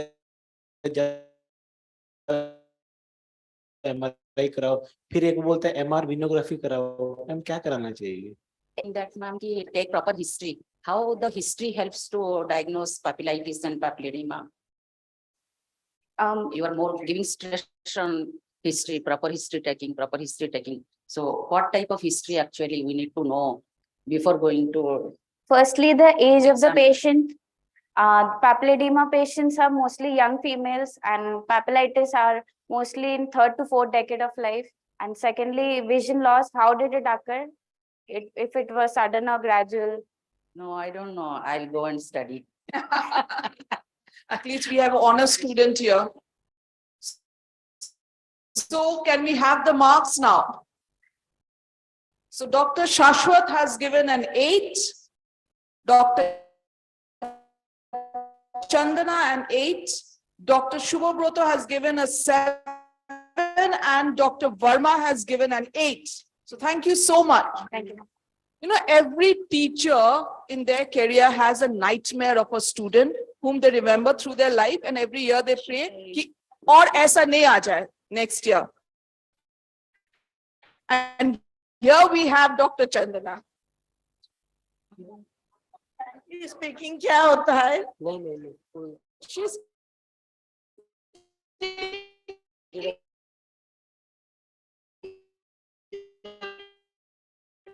the teacher, so she's speaking out. OPD में एक चली गया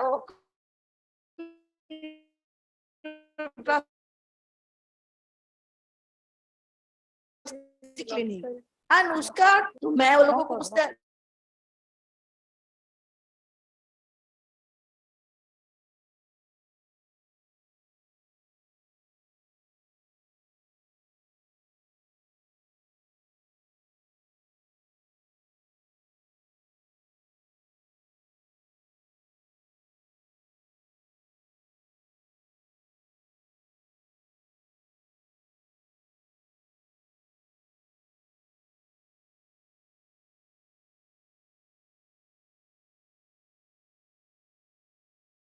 Session, you should be able to answer some important questions like how does a normal epithelium heal? When do you exactly call it a persistent epithelial defect? What can be the possible etiologies and how will you diagnose and treat them? So let's start with our first question. How does a normal epithelial wound heal? It's a complex process of 4 steps, starting from a latent phase of 6 hours, followed by the basal epithelial cells migrating and then proliferating to fill the defect by 48 hours. Then they adhere to the stroma with the help of some hemidesmosomes. Remember, if you have defect in this adhesion part due to basement membrane or hemidesmosome problem, then your epithelial defect may persist. So when would you exactly call it a persistent epithelial defect? Normally, an epithelial wound should heal by 7 to 10 days. But if it fails to do so by 10 to 14 days, even with the standard therapy, then you call it a persistent epithelial defect. For this, clinically, you will have to stay in the cornea with the fluorescent dye and absorb it under the blue cobalt filter daily, noting down the defect characteristics to diagnose a PED. So once you have diagnosed it, find out why it did not heal. So it may be due to an adhesion defect as an EBMD or toxic or bullous keratopathy, or a limbal stem cell deficiency as occurs in an alkaline injury or aniridia, or an inflammatory condition leading to delayed wound healing. Also, don't forget to rule out some local or systemic damage to the trigeminal nerve or ganglia, leading to the corneal sensation loss and a neurotrophic PED. Also look for the repeated ocular surface insults and the chemical and thermal injury deep into the stroma failing to reepithelize. For this, a detailed history of the ocular and the systemic conditions like diabetes and herpetic infections and a detailed examination of the eyeball, eyelid, conjunctiva and the TBUT will help you. Also, don't forget to note down the corneal epithelial defect characteristics, vascularization, sensation, thinning, and perforation, and also the inflammation in the anterior and posterior segment to keep an eye on the complications and sequelae. Now, once you're done with the workup, how will you manage it? Your treatment should start by 7 to 10 days, with the first 10 days being very aggressive. Treat all of them, including the partially healed ones. Your approach should be stepwise, starting from a current standard treatment, which is conservative, where you treat the underlying causes, rule out the iatrogenic causes, and put the patient on aggressive lubrication. Remember, your lubricant should be preservative-free. If it fails, you can go for punctal plugs, bandage contact lens, cyanoacrylate glue, debridement, and tarsorrhaphy with tetracycline antibiotics on steroids. Always give bandage contact lenses under antibiotic cover. If it becomes refractory, you can go for autologous serum drops, blood-derived products, scleral contact lenses, including PROs. Your surgical options are amniotic membrane grafting, keratoplasty, and limbal stem cell transplantation. The novelties in development are the various topical growth factors and the trending surgery of corneal neurotization. So the take-home message of the class is always regularly examine the epithelial defect to diagnose the PEDs early. Always look for underlying causes and treat all the PEDs aggressively with 10 days.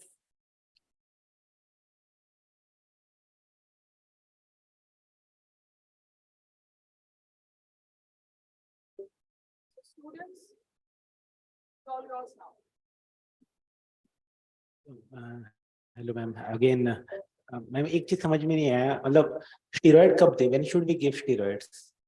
Actually, the use of steroid is controversial. When there is little inflammation, then you can give low dose steroid. But if it is a herpetic condition like that, something underlying, then it works very well. Because some says कि steroids bleeding नहीं होता है. The steroids we should avoid excessive use because it will lead to stromal melting. So it may cause complications. Ma'am कुछ conjunctival surgery होता है क्या इसको ठीक करने के लिए? Sir? कुछ conjunctival surgery होता है, conjunctiva कुछ लगाते हैं क्या? हाँ, amniotic membrane grafting with.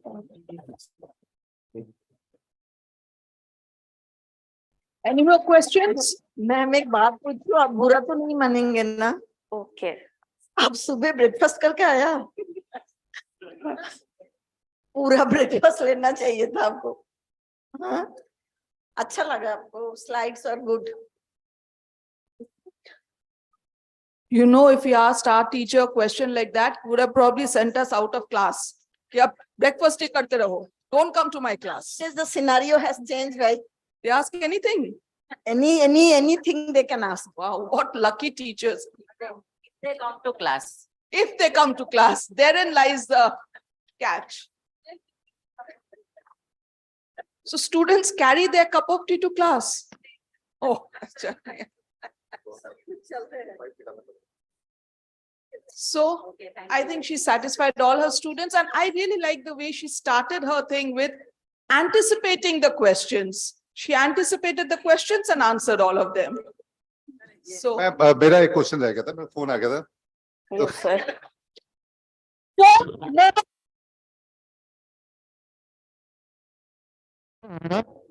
आपने तो जो ट्रीटमेंट दिया ठीक है, बट मेरा ठीक नहीं हो रहा है. आप जो भी कंप्लेंट आप बोले हैं, इरिटेशन हो रहा है, पानी गिर रहा है, मुझको हो रहा है. Sir, ultimately we can go for surgical approaches. क्या और क्या इन्वेस्टिगेशन कर सकते हैं हम लोग कुछ? Investigations to rule out all these etiological factors that I told from the starting. Rule out all the dystrophies. Recurrent ocular surface disorders are the most common ones that you have to rule out. Rule out the iatrogenic causes mainly with the preservatives or. ऐसा तो नहीं है मेरे आंख में कुछ घुस गया है जो आपको? हाँ, foreign body also. कौन सा foreign body हो सकता है जो नहीं दिखता जल्दी? कौन सा foreign body ऐसा जो जल्दी नहीं दिखता है? बट लेकिन उसमें आप अगर, हाँ मैं आगे नहीं बोलूंगा, आप.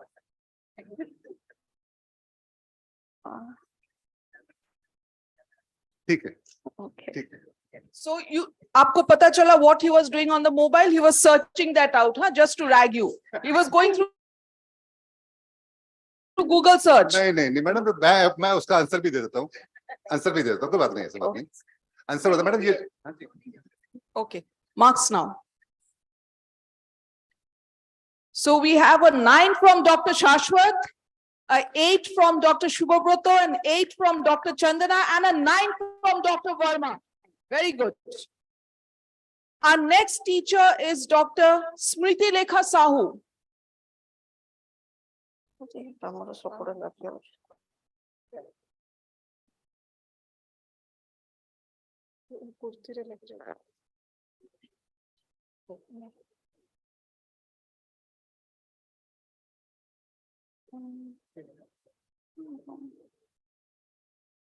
This side, this side.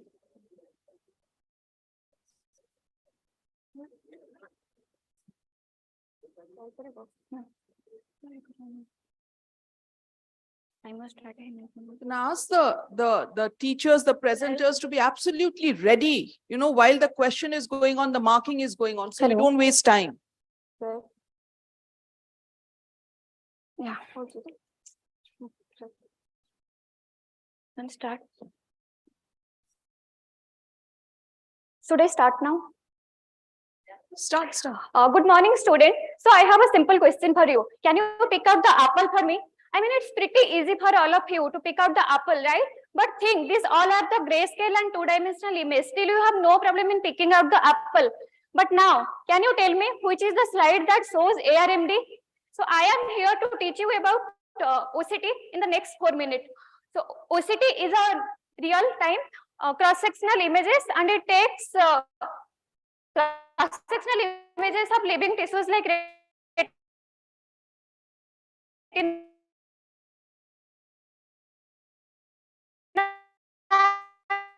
choroid. You can see this is kind of optical biopsy, and you can coherent slide to produce a particular OCT. So the A scan speed was 512 scans per second, and now we have improved up to 1 lakh scans per second in case of Swepster's OCT.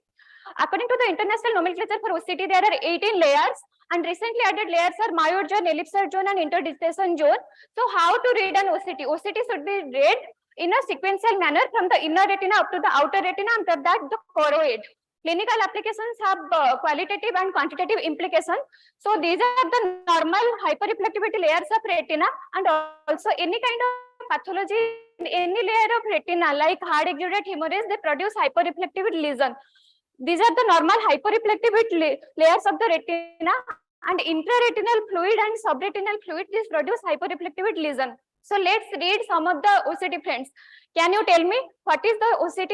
So here you can see the posteriorly condensed vitreous had been detached from the eye limb. The contour of the fovea is well maintained and the retinal anatomy is maintained. So this is a case of, yes, you are right. This is a case of posterior vitreous detachment.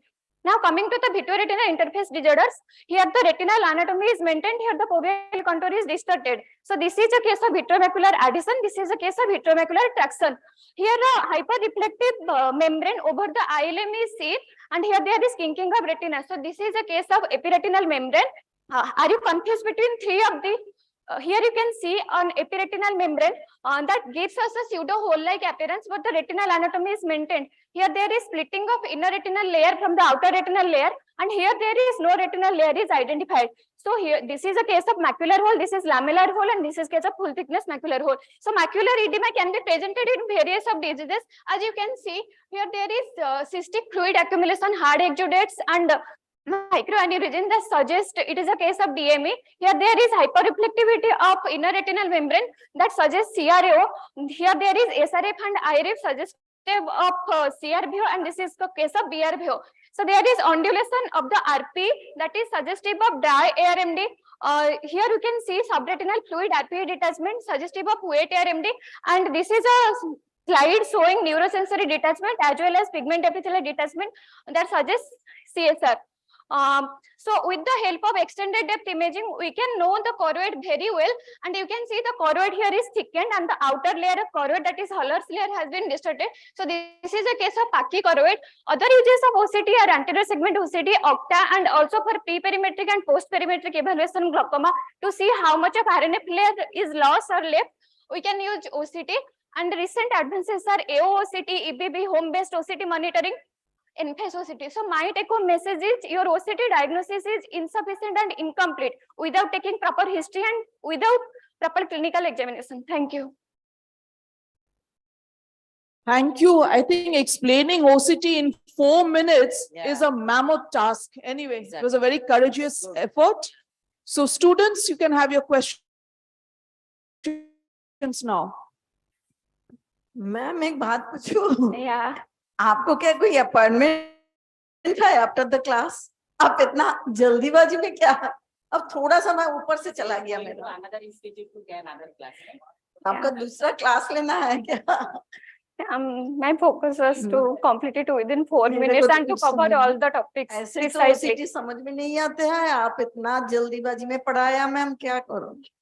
I did not have any other option. तो OCT देख के आपको पता चलेगा कि macular oedema का जो varieties है, कैसे पता चलता है types of macular oedema? Ma'am, whether it is due to diabetic, what is your question? Whether it is due to CRVO or VRVO, what are you? Macular oedema की भी varieties होते हैं ना OCT में? Ma'am, there is cystic spaces, subretinal fluid appearance.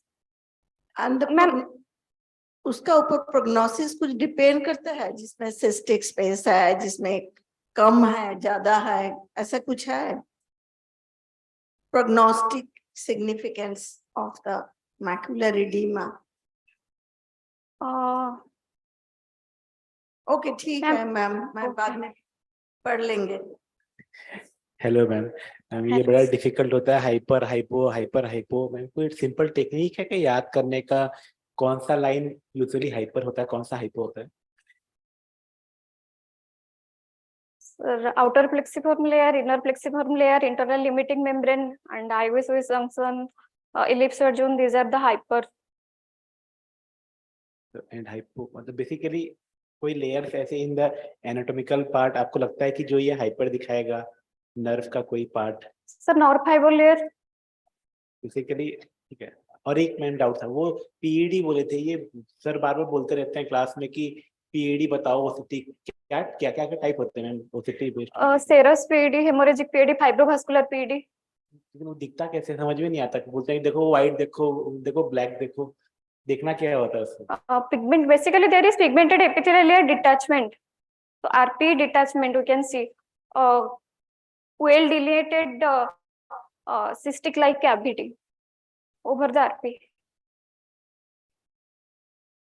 Madam आपने PVD बोला, वो क्या है वो एक्चुअली? सर पीवीडी का आपने कुछ बताया था, posterior vitreous detachment. उसमें पेशेंट को क्या होता है तकलीफ? Sir patient usually complains of photopsia, floaters. उसका ट्रीटमेंट कुछ है?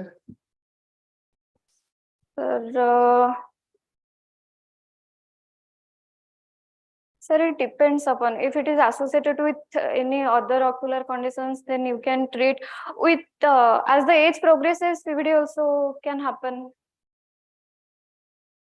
Why the patient feels photopsia? Because due to the traction.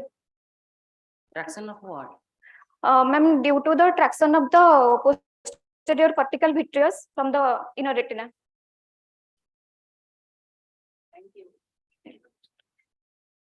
So, can we have the marks now from the judges? So Dr. Chandana has given an 8, Dr. Shubhabroto has given an 8, Dr. Shashwat has given an 8, and Dr. Verma is still making up his mind. He has given a 9. So that's, I think, a very good score. And our next speaker is Debosmita Jain. Debosmita Jena.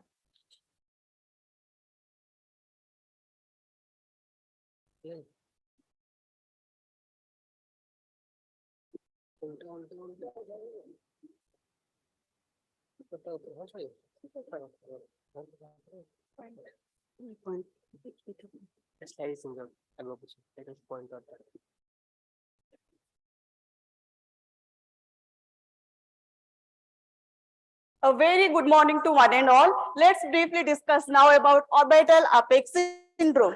So what exactly is orbital apex? It is the most posterior part of the orbit where all the four orbital valves meet, and it is the gateway of nerve and vessels into the mid-cranial fossa. So what are the contents? This is the optic canal and this is the superior orbital fissure. So the optic canal passes the optic nerve and ophthalmic artery, and the superior orbital fissure passes the cranial nerve 3, 4, V1, 6, and the superior and inferior ophthalmic vein. So when due to any medical conditions, there is involvement of both these structures, there will be orbital apex syndrome. So the etiology is mostly inflammatory, infectious, neoplastic, traumatic, and vascular. So what will we find in symptoms and sign? As the second nerve is involved, so visual loss will be first symptom, then followed by the other kind of symptoms like the ophthalmoplasia, diplopia, ptosis, loss of corneal sensation, perivalvular hypostasia, then relative apparent pupillary defect, and proptosis.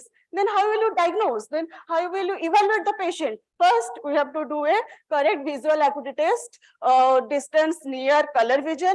Then we have to do the pupillary, see the pupillary reaction, then the ocular motility, slit lamp microscopy, fundoscopy, then both the hematological and radiological diagnosis.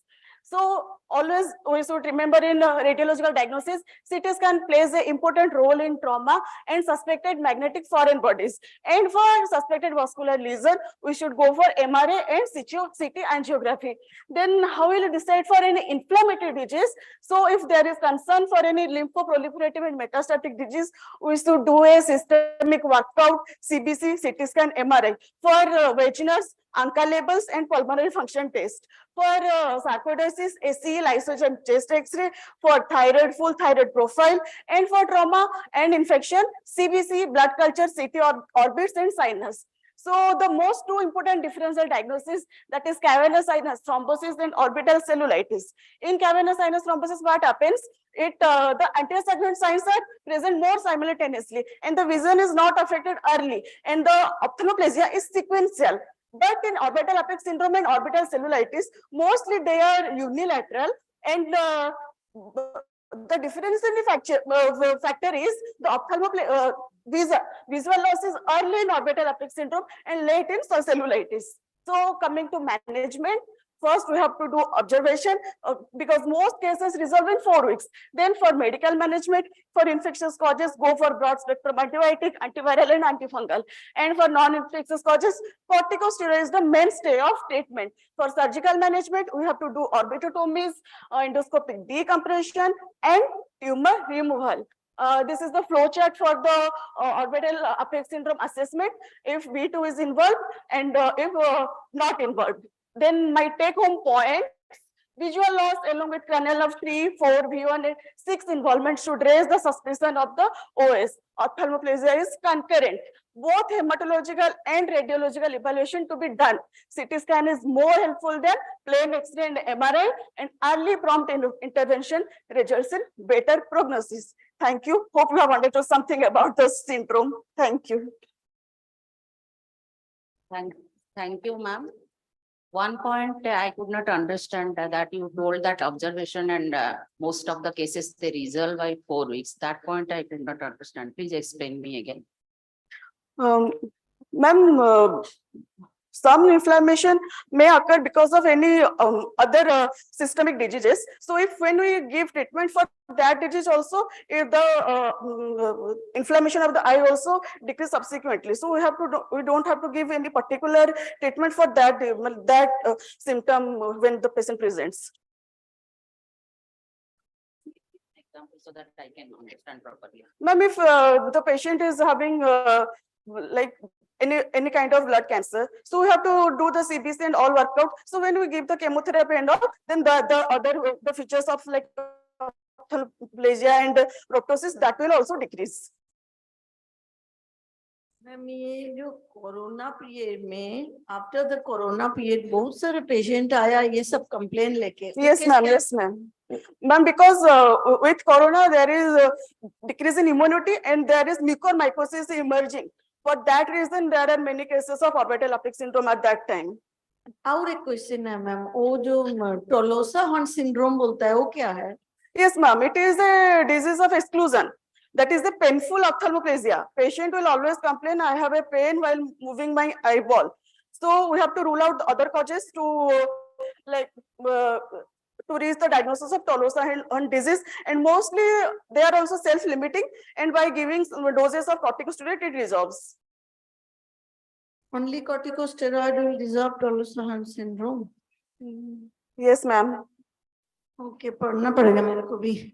Any more questions? So no. Your students are afraid of to ask you anything. That's a good sign. That's a very good sign. So can we have the marks now?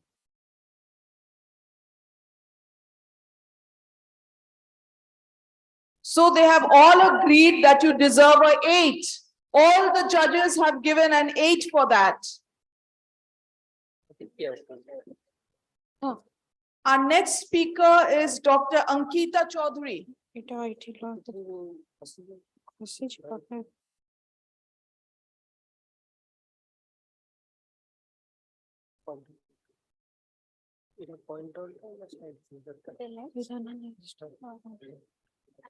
Back.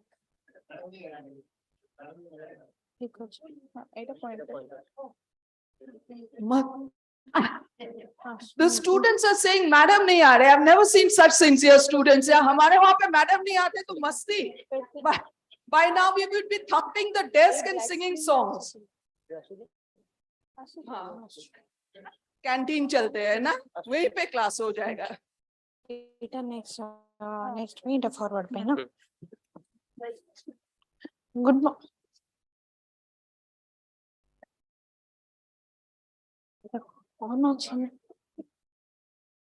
Good morning, class. Today we'll be learning something about astigmatism under the following headings. Astigmatism is a common refractive error which accounts 13% of the refractive errors. It was first identified in 1800 by Thomas Young. It is defined as a condition where the parallel rays of light passing through the eye cannot converge at a particular point, but forms a focal line. It is classified as regular astigmatism and irregular astigmatism. Regular astigmatism, the principal meridians are perpendicular to each other, and irregular, the principal meridians are not perpendicular to each other. Etiologically, corneal astigmatism will see in keratoconus, where the abnormal corneal curvatures are there.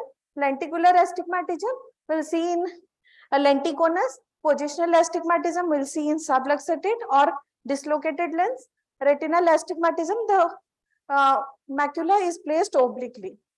With the rule astigmatism, the vertical corneal meridians are steeper, and in against the rule astigmatism, the horizontal meridians are steeper. Oblique astigmatism, the two principal meridians are right angled to each other, whereas in bioblique astigmatism, they are not right angled to each other. Asthenopic symptoms, the patient will have complaints of headache, pain, heaviness in eye, transient blurring of vision, difficulty in focusing. On slit lamp examination, we have to rule out any lead abnormality. We have to look for keratoconus sign, any corneal scar is there or not, dry, any nucleus sclerotic changes, subluxation of and dislocation of lens, or whether there is any suture, this suture induced. On dilated fundoscopy, we have to look for tilted disc and oblique placement of macula. On evaluation, we have to look for visual acuity, retinoscopy to assess the axis of astigmatism, keratometry to assess the curvature of cornea on different axes, pachymetry to know the thickness of cornea, astigmatic fan test and injection cross cylinder to identify the axis and power of astigmatism. Magnitude of astigmatism, it is classified as mild, moderate, severe, and extreme severe according to Dr. Krishna Kumar Ramani et al. On management, there will be optical correction or contact lenses like soft toric contact lenses, RGP lenses, piggyback contact lenses. On surgical management, we have toric IOL implantation, refractive procedures, and laser procedures. Toric IOLs were introduced in 19th, and it is created by incorporating a cylindrical correction on a spherical optic. Astigmatic keratotomy, it is performed by doing arcuate cuts in the mid periphery of the cornea, which is perpendicular to the steeper axis of cornea. It corrects up to 4 to 6 diopter of astigmatism. The limbal relaxing incisions, it corrects 0.5 to 2 diopter of astigmatism. It can be performed independently or during cataract surgeries. Software guided system to reduce pre-existing astigmatism in cataract surgeries, like a superior-temporal or temporal incision is better than a superior incision, and a handheld keratoscope is used under the microscope, and Myers are repeatedly checked to minimize the pre-existing astigmatism. In take-home message, if it is treated in time, it has good prognosis. If untreated, it may lead to amblyopia. The mode of correction should be customized. Toric IOLs are effective surgical strategies for correcting astigmatism.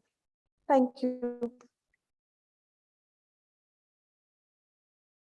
Students, if you've not understood anything, now is your time to ask before the exams. ये बोलता है ना कि कुछ there is a term की spherical equivalent, वो क्या होता है? Ma'am? Spherical equivalent जो sir अगर हम मैम अगर mild है astigmatism, if it is mild, then one can give spherical powers to correct astigmatism. Spherical powers we can give. Mild मतलब mild if it is less than 1 diopter. 1 diopter of astigmatism. तब देते हैं spherical equivalent. How we calculate the spherical equivalent? Okay, thank you, ma'am. Ma'am, you told that we must look for keratoconus in astigmatism patients. So in all the cases of astigmatism, we'll search for keratoconus, or is there any guideline that after this we must look for or something like Ma'am, that? all the patients will not see. First, when we'll examine the patient, if there we see keratoconus, there will be thinning of cornea. We'll see a cone-shaped cornea, and if it No. If suppose your optometrist starts giving the refraction or anything, by seeing that, when you do suspect keratoconus, or all the cases 0.5, -2, -4, in all the cases astigmatism will look for. Ma'am, will do refract some time also. keratometry we will do it. We will see 40 if corneal diopters are 48, more than 53, less than 53, more than 53, or it is more than 55, will classify accordingly. In both the axes or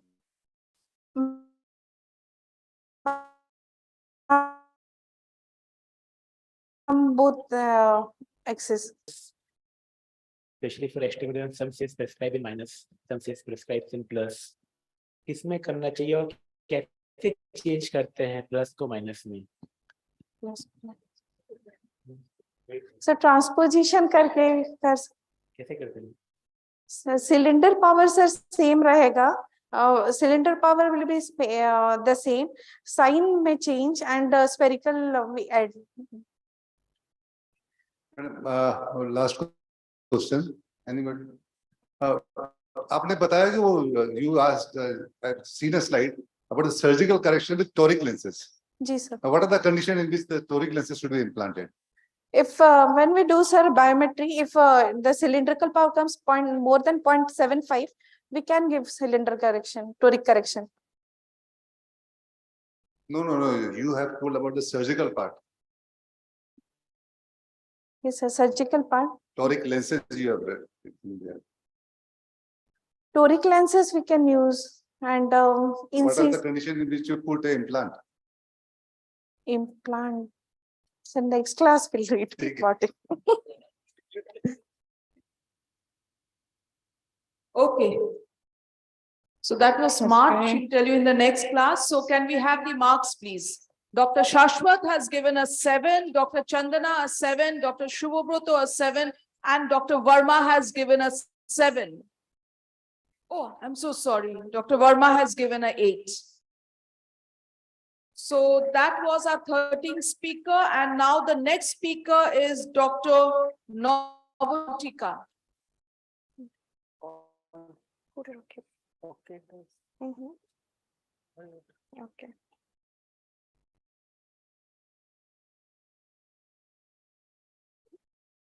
A very good morning, class. Today I'll be talking on CRVO. It is defined as the occlusion of the central retinal vein at or posterior to the lamina cribrosa and is typically caused by thrombosis. We cannot proceed without paying tribute to the legend Dr. S.S. Harre, who has been a pioneer in this field. Today I'll be talking under the following headlines. Coming to the etiology, age is the most important factor with more than 90% of the cases occurring in the older age group. Other important factors include diabetes, hypertension, ocular factors like glaucoma, ocular hypertension. Coming to pathogenesis, it lies in the anatomy, where the central retinal artery and the vein they lie close to each other and they share a common tissue sheath. So in case of any sclerotic artery or inflammation, it leads to compression of the central retinal vein. This leads to endothelial injury, stasis of blood flow, and hypercoagulability, which constitutes the Virchow's triad. And this leads to thrombosis and subsequent development of CRVO. Coming to clinical features, it includes superficial and deep hemorrhages in all four quadrants, along with dilated and tortuous veins. This is typically known as blood and thunder appearance or the tomato splash appearance. Additionally, there may be optic disc edema also. OCT may show presence of macular edema. Chronically, it may present with optociliary shunts, which is a good sign of reperfusion, and sclerosed vessels. CBO study classified a CRVO into ischemic and non-ischemic types. Non-ischemic being more common. The ischemic one is defined as more than 10 dd, CN defects and visual field defects. They are more marked in the ischemic study. The conversion rate of non-ischemic to ischemic CRVO is 3.3% by 4 months. It may lead to complications such as NVI, NVA, leading to neovascular glaucoma, macular edema, etc. So coming to clinical evaluation, we should do all routine blood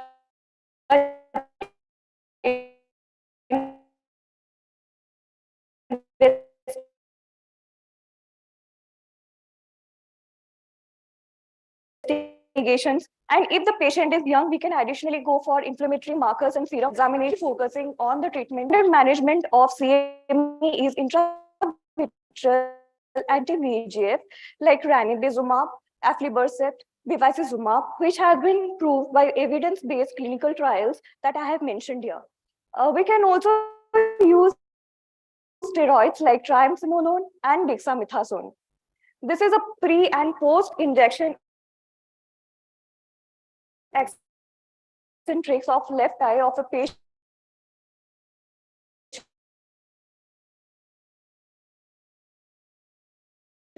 with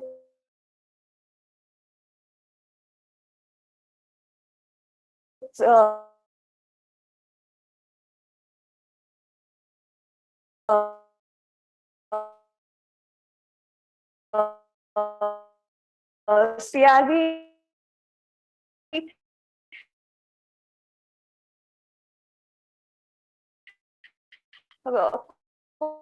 causing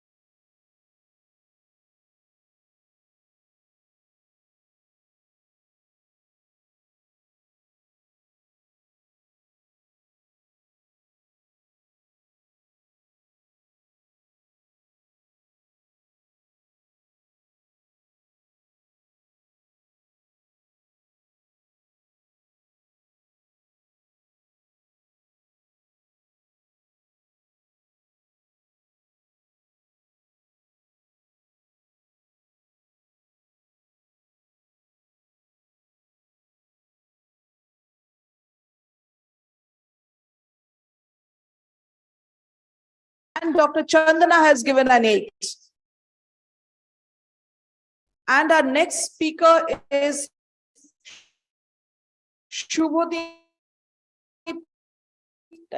Thakur. Hello. Teachers, while speaking, once in a while, look at the back of the class also.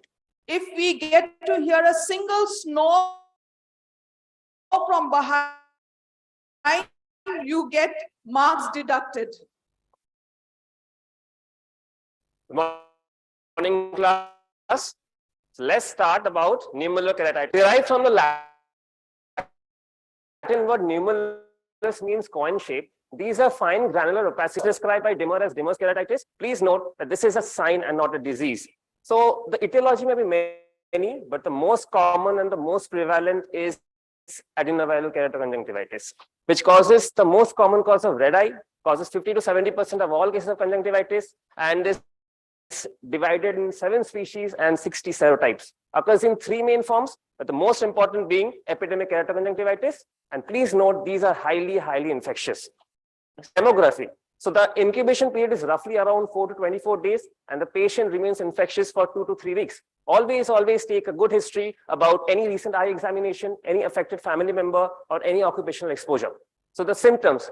So like I say, as nausea, vomiting is to pharmacology, watering, redness, and photophobia is to ophthalmology. So coming to the signs, so we have lid edema, crusting, conjunctival hyperemia. We can have inferior tarsal follicles as well as pseudomembrane, which lasts for a week, which causes superficial punctate keratitis, followed by an inflammatory phase in which there is affection of the superficial stroma, causing subepithelial infiltrates in the shape of a coin. Hence the name nummular keratitis. But why do they occur? They occur mainly because of a host cell immune reaction to the virus.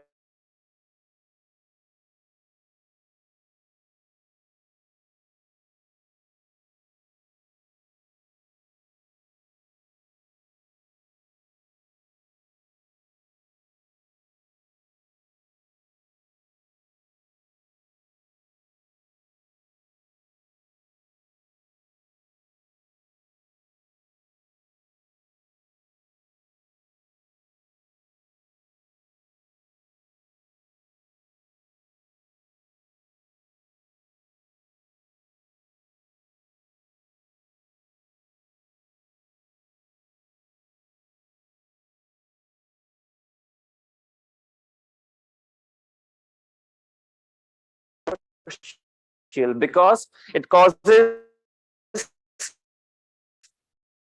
increased viral replication and shedding, causes steroid dependence, and in case of misdiagnosis, we use steroids when the visual acuity is significantly deteriorated, whenever we are having subepithelial infiltration in the central cornea, or when the patient is extremely symptomatic. So which steroids to use? Well, the strongest steroid with the least side effect is usually chosen. So for mild cases, we can go for loteprednol and fluorometholone, and for severe cases, we can go for dexamethasone and prednisolone in tapering doses. Any additional treatment? Yes. We have povidone topical along with a combination of dexamethasone or any antivirals such as ganciclovir and cidofovir. However, the most important ones being immunomodulators such as cyclosporin and tacrolimus, which are used as steroid-sparing agents, decrease the occurrence of subepithelial infiltrates and reduce foreign body sensation. So prevention is always better than cure. Good hand hygiene, good use of disinfectants, use of gloves and disposable tonometer heads, and reduce contact time will really help you to prevent the chain of transmission. Excellent. Students. Thank you, sir, for a nice class. You said that you will do PCR for research purpose, or yes, then otherwise it is mostly a clinical diagnosis. Yes. So how you send the sample, or how you collect the sample, from where you will collect? We can, for PCR, we mainly take 2 samples. Either we can take a conjunctival scraping, or we can take a... Not from the cornea, No. not from the animal. No. Sir, how the causes are now? What are the other causes of this? Ma'am, there are many causes, but like my professor says, if you have a common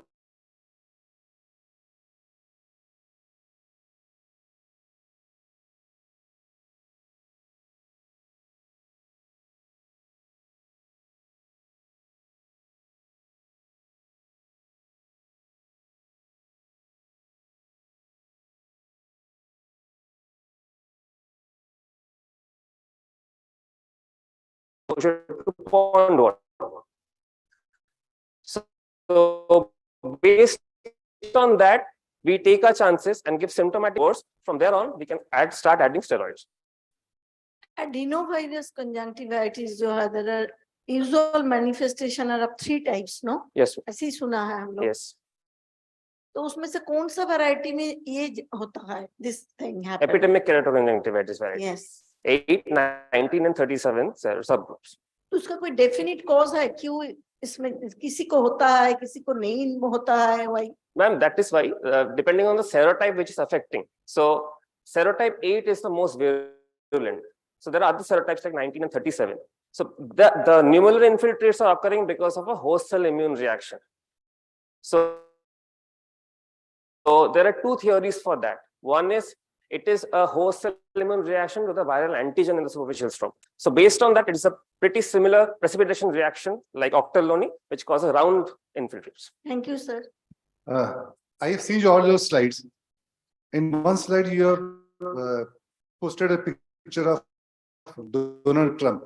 Why? So because did it make you laugh? No. No. But I'm very curious to know why you have put a Donald Trump. Because it was hoping for a conservative therapy. The slide was all about conservatives. That's why. He's a conservative Democrat. Now it made you laugh.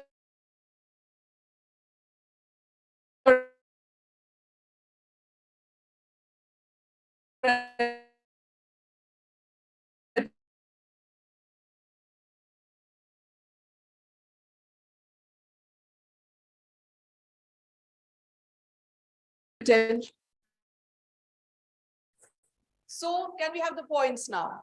The judging. Wow. Absolute his, you know, the typical wagging of his fingers, what teachers do.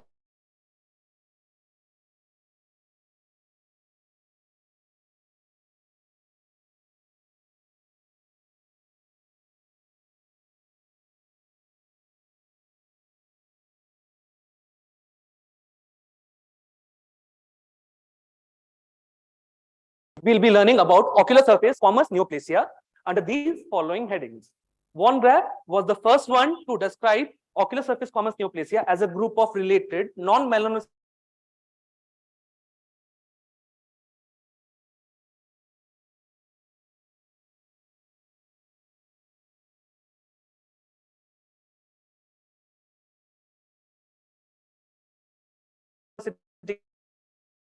cancers arising within the epithelium of the and CIN3, the dysplasia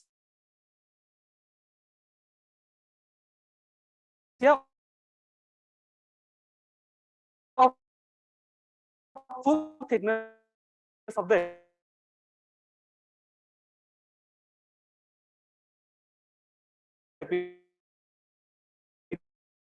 epithelium, whereas squamous cell carcinoma is invasion of the abnormal cells into the squamous neoplasia.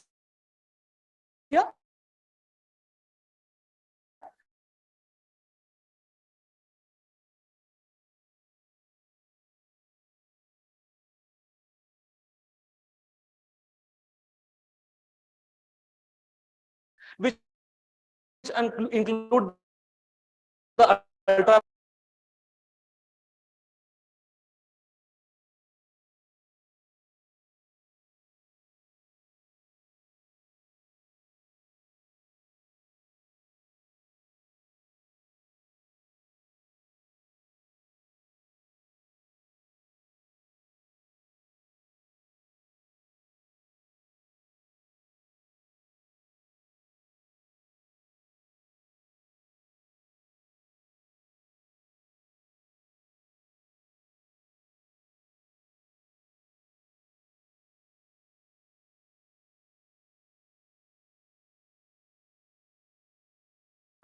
So in the management of OSSN, the surgical management is the gold standard.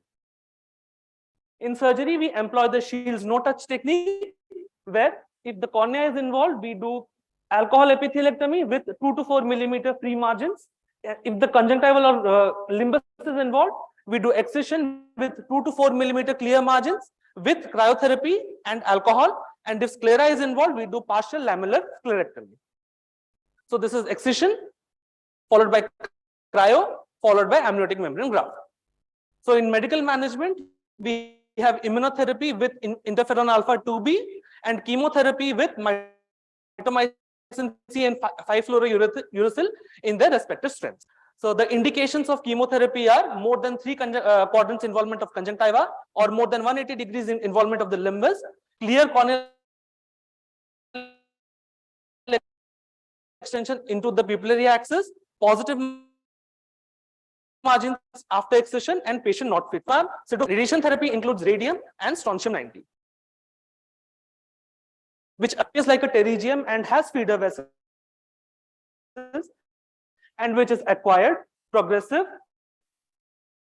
and fixed to tissues, should always be suspected of being a OSSN. And if there is OSSN in young patient, always. Thank you. Sorry, I've got so many questions, sir. Yes. Choose and pick your questions. ये जो bilateral OSS Yes. regardless आपने बताया ना. I have told about unilateral. No, bilateral किससे होता है? Bilateral is usually seen in young patients who have coexistent HIV infection. Good, sir, very good. ने बोला कि इंटरफेरॉन देना है. जी. प्राइमरी केमोथेरेपी किससे देता है हम लोग? Primary chemotherapy with see interferon which condition we prefer? We prefer the primary chemotherapy. There is a big tumor. First, we need to give neoadjuvant chemotherapy to reduce the size of the tumor. Then we'll go for surgery. Very good. And इसमें से जो है, इसमें से कौन सा आप? Yes, it is less irritant as compared to the other two.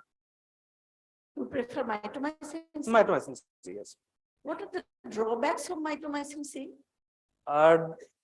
Which year are you? I am. Yes. मेरा तो देखो ना, ये ग्रे हेयर हो गया मेरा. तो आप सोच लो, जो भी आप सोच सकते हैं. Next question should be, how many times have you failed? बहुत से. There's a book called KD Tripathi. Go and read what are the side effects of. But सब लोग तो बोल रहे हैं कि interferon is the best medical therapy. ऐसे क्यों बोल रहा है? Interferon is the best. Okay. Yes. Mitomycin C cheap है, तो आप poor patient को दे सकते.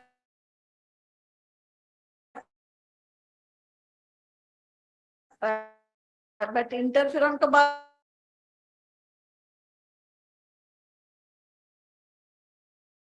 तो उसका जो other neoplastic, what are all those neoplastic conditions? Well, I'll get back to you in the next class. Any other questions? Sir मैंने पढ़ के आया, बताओ. But I will have to explain it to you. First, I'll see and I'll then tell it to you. Sir एक chance दीजिएगा, मैं भी थोड़ा बोल.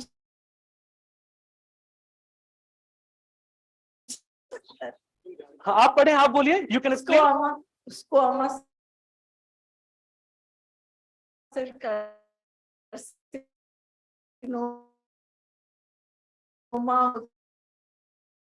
सकता है, then basal cell carcinoma. See, OSSN, a type of OSSN.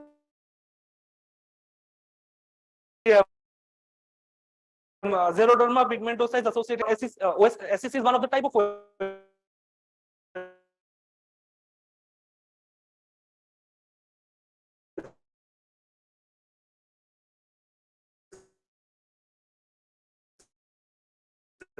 पढ़ा नहीं है रीजन का. Yes, we can do this in vivo confocal microscopy.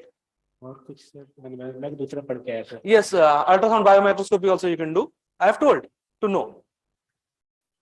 He wasn't paying attention. Any more questions from the students?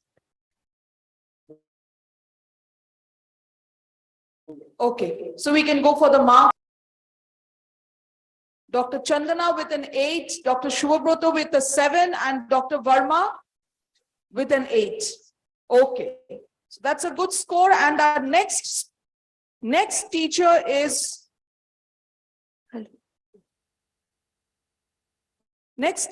Dr. Kaur.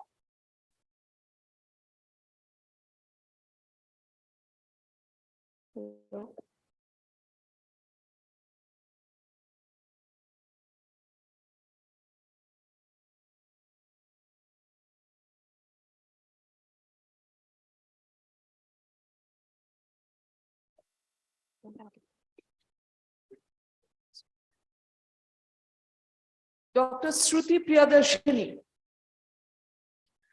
Well, a very good morning to one and all present over here. I'm Dr. Smriti Priyadarshini, going to present on the topic Pterygium.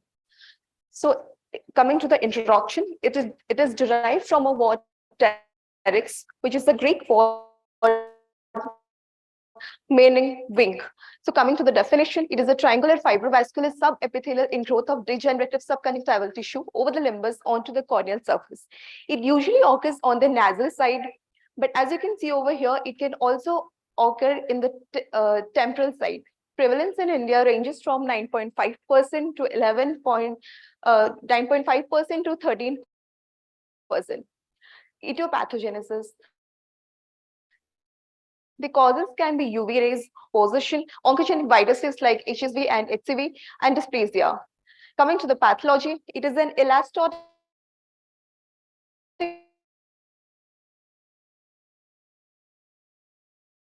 degeneration of collagen, actinic elastosis is a positive immunohistochemical staining. Then these are the symptoms of a pterygium. Mainly the problem is with cosmesis, and it can also be associated with redness, inflammation, blurring vision, and visual disturbances, mainly astigmatism.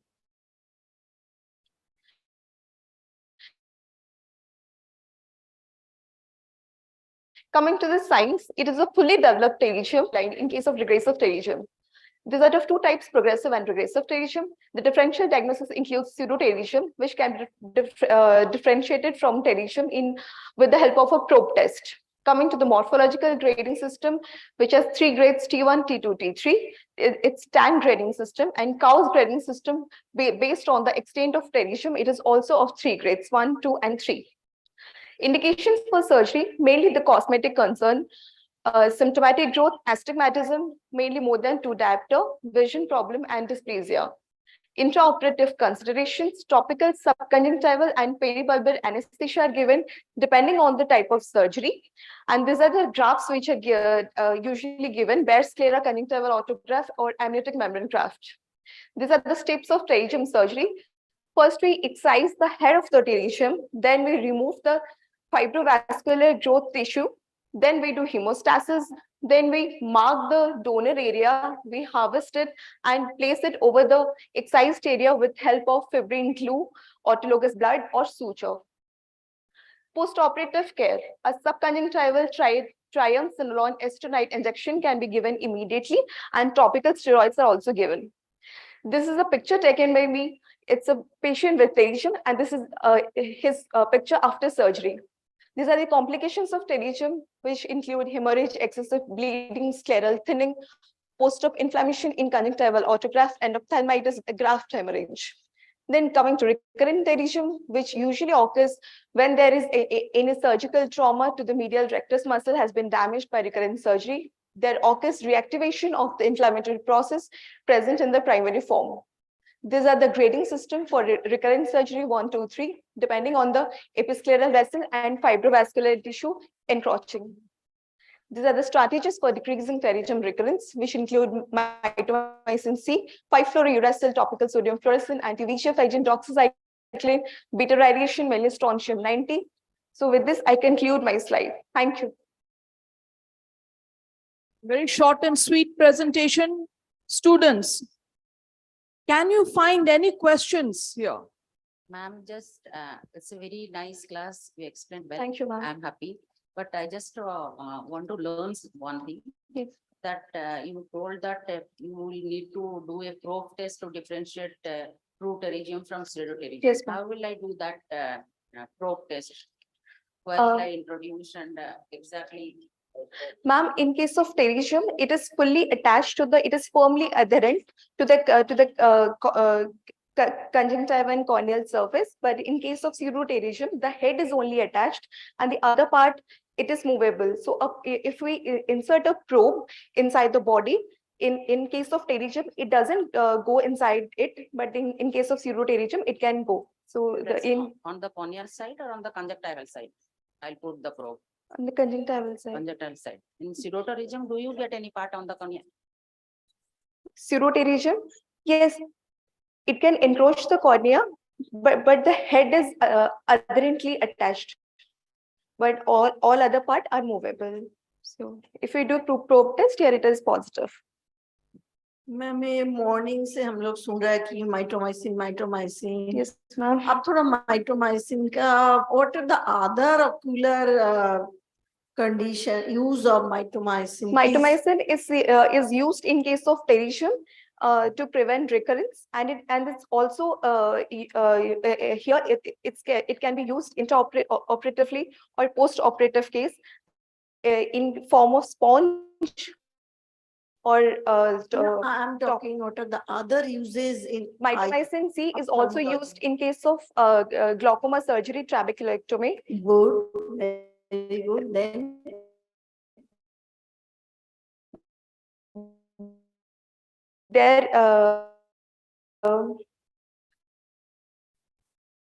there it is placed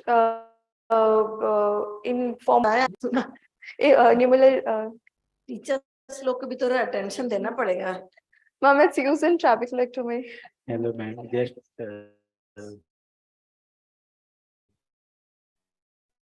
एक question ma'am, वो जो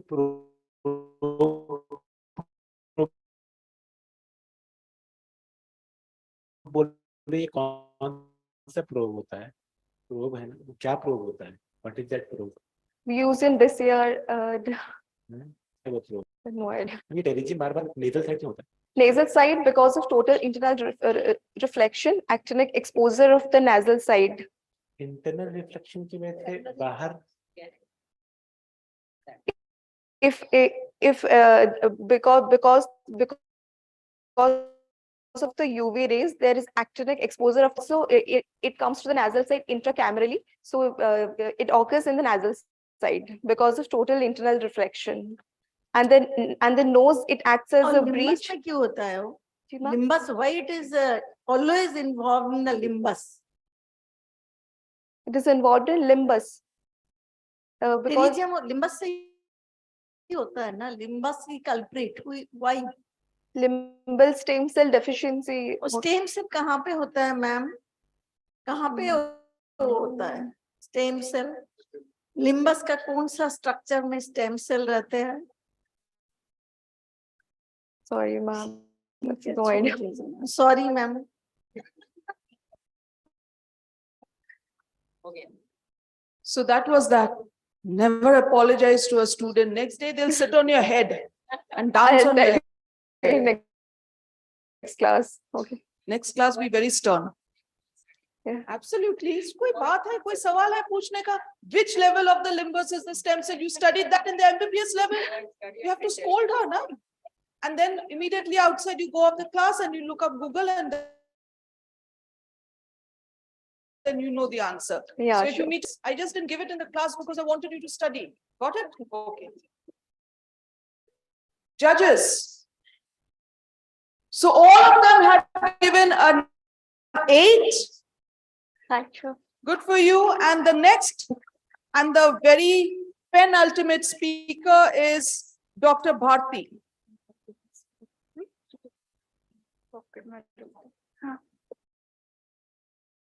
So, ये second last है ना? And then we have one more. Yes. Dr. Satya Bharti. Yes, ma'am. Audience. Okay. Okay. While Okay, she's good getting morning, ready, class. come start. Good morning, class. The topic is recurrent corneal erosion.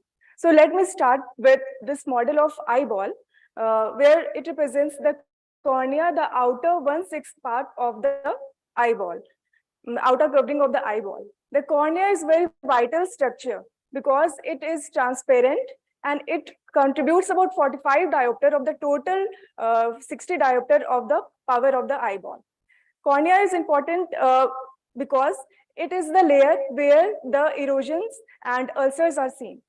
Cornea consists of 6 layers with epithelium the most outermost coating of the eyeball. So recurrent corneal erosion, it is the chronic relapsing defect of the corneal epithelium which is caused due to abnormal epithelium adhesion to the underlying basement membrane. Coming to the etiology, trauma is the most common cause of the recurrent corneal erosion. About 1 out of 100 patients of the trauma may end in the corneal erosion. Other causes can be corneal dystrophies or dry eye or meibomian gland dysfunctions. Coming to its pathophysiology. So faulty loose adhesion of the epithelium to the underlying basement membrane, inflammation is the most important cause. Other can be due to defect in the adhesion of the due to defective adhesion complexes and deposits in the epithelium cells. Coming to the clinical features, the most diagnostic feature of the recurrent corneal erosion is that patient complains of mild or severe pain on awakening. So students, can you tell why it is first during awakening mild to severe pain is the diagnostic feature? So let me tell you. Because at night, when we sleep, there is hypotonicity of the tear film, which leads to epithelial edema, and the gap between the epithelial cells is more, and lid is closer to the epithelium. When we wake and suddenly and quickly when we open the eye, then the surface tension between the lid and the epithelium is more than the surface tension between the adjacent epithelial cells, proning more to the epithelial defect, leading to foreign body sensation, photophobia, blurred vision, and lacrimation. Classification of recurrent corneal erosion is in microform erosions and macroform erosions. Microform erosions tend to be milder and shorter in duration, but it occurs in increased frequency. And the macroform erosions, they are commonly seen in the patient's examination. There is conjunctival congestion, and on dyeing with the staining with the fluorescent stain, there is localized area of irregular or loose connective corneal epithelium or corneal defects can be seen. So students, I always say you, don't be in hurry to diagnose recurrent corneal erosion. First, always try to exclude infectious keratitis.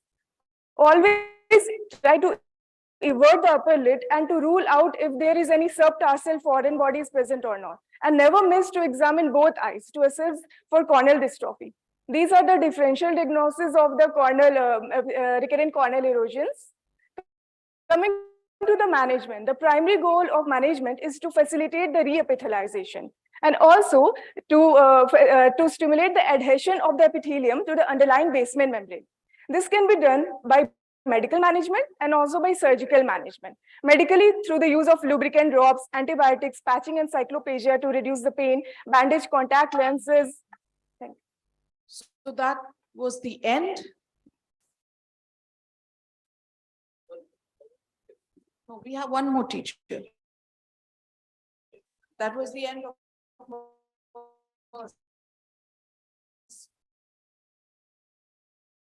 Ma'am So students, bake होता है सब मेरा तो नहीं होता है.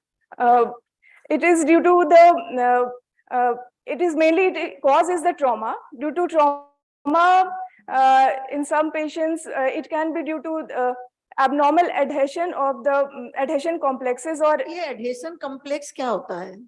Like hemidesmosomes, the desmosomes, lamina lucida, they are present, which adheres the epithelium to the underlying Bowman's membrane, and the defect lies there. That means उसमें ही है problem. Hemidesmosomal attachment जो है ना? हाँ, defective attachment.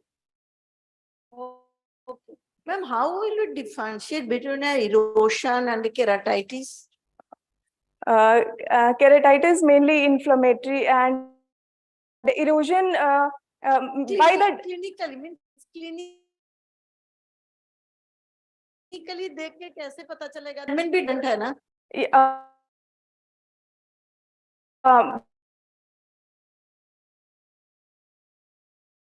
But history taking is very important in the patient. He will complain of on the slit lamp examination. We can see the grayish defect or in the outer epithelium of the cornea. Thank you, ma'am. Ma'am ये BCL कब लगाते हैं? Bandage contact lenses in more than 2 to 3 times in a month. Then we can use bandage contact lens to create a barrier between the eroded part and the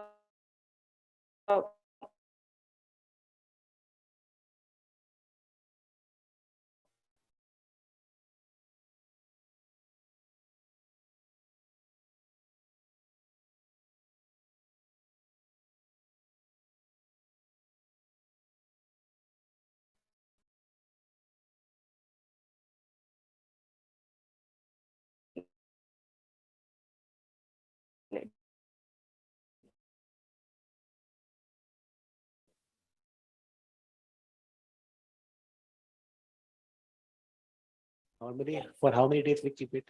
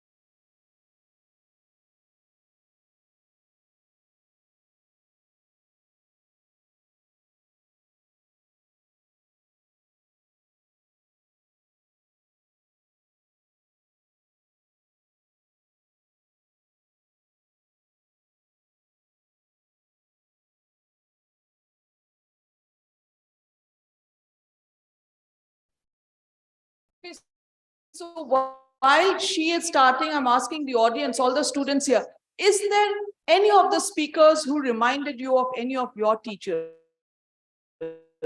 We got one person who reminded all of us of Dr. Anurag Mishra. Any of you? And I just told Anurag, there was a student here who resembled you, and you know, you can start a fan club now. He's saying, yes, with ticket, fees lagega. So all of you who decide to mimic him, you have to pay a fees to him now. But any of you felt that, yes, this one reminded me of my teacher?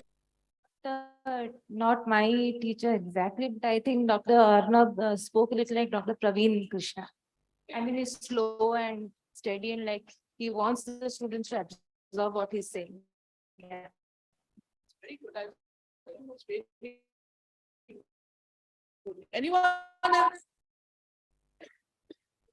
Dr. Shubhadeep Thakur reminded me of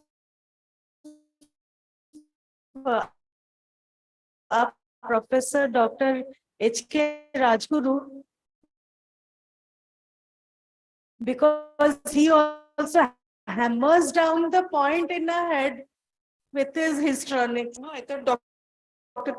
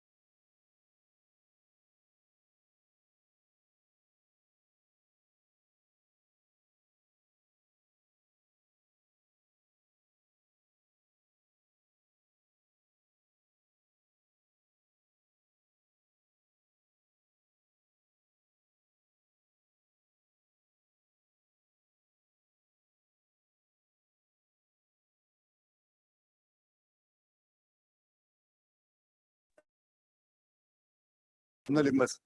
At least, ma'am, 3 mm, more than 3.5. Then you are giving it 4. You're giving More it. than. You're giving it a retina straight away. No, no, no, no. We are injecting in the mid-vitreous cavity, not in the retina. Like Which- not exactly in the. Okay. Can you give me 1 millimeter also? Sir? Can you give this injection at 1 millimeter? Any condition. Any condition in which you give 1 millimeter?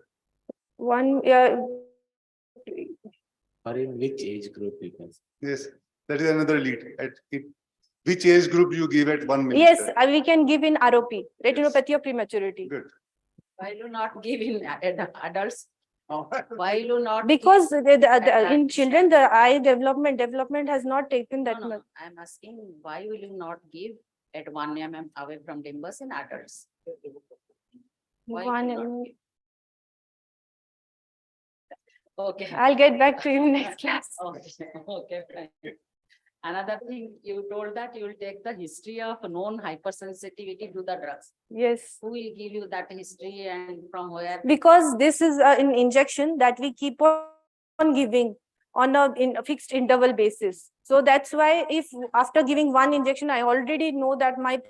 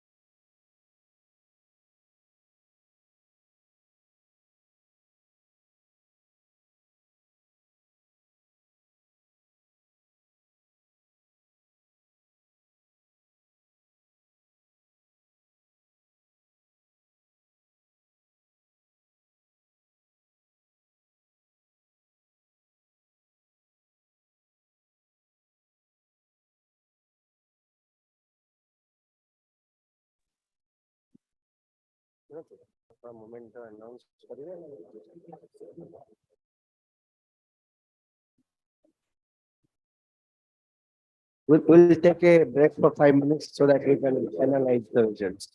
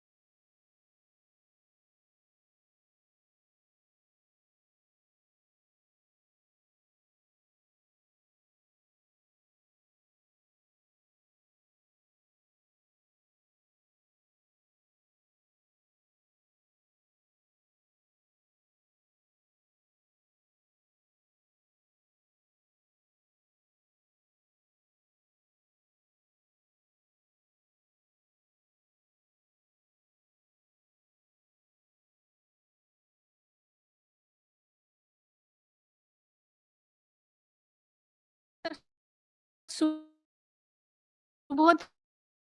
Thakur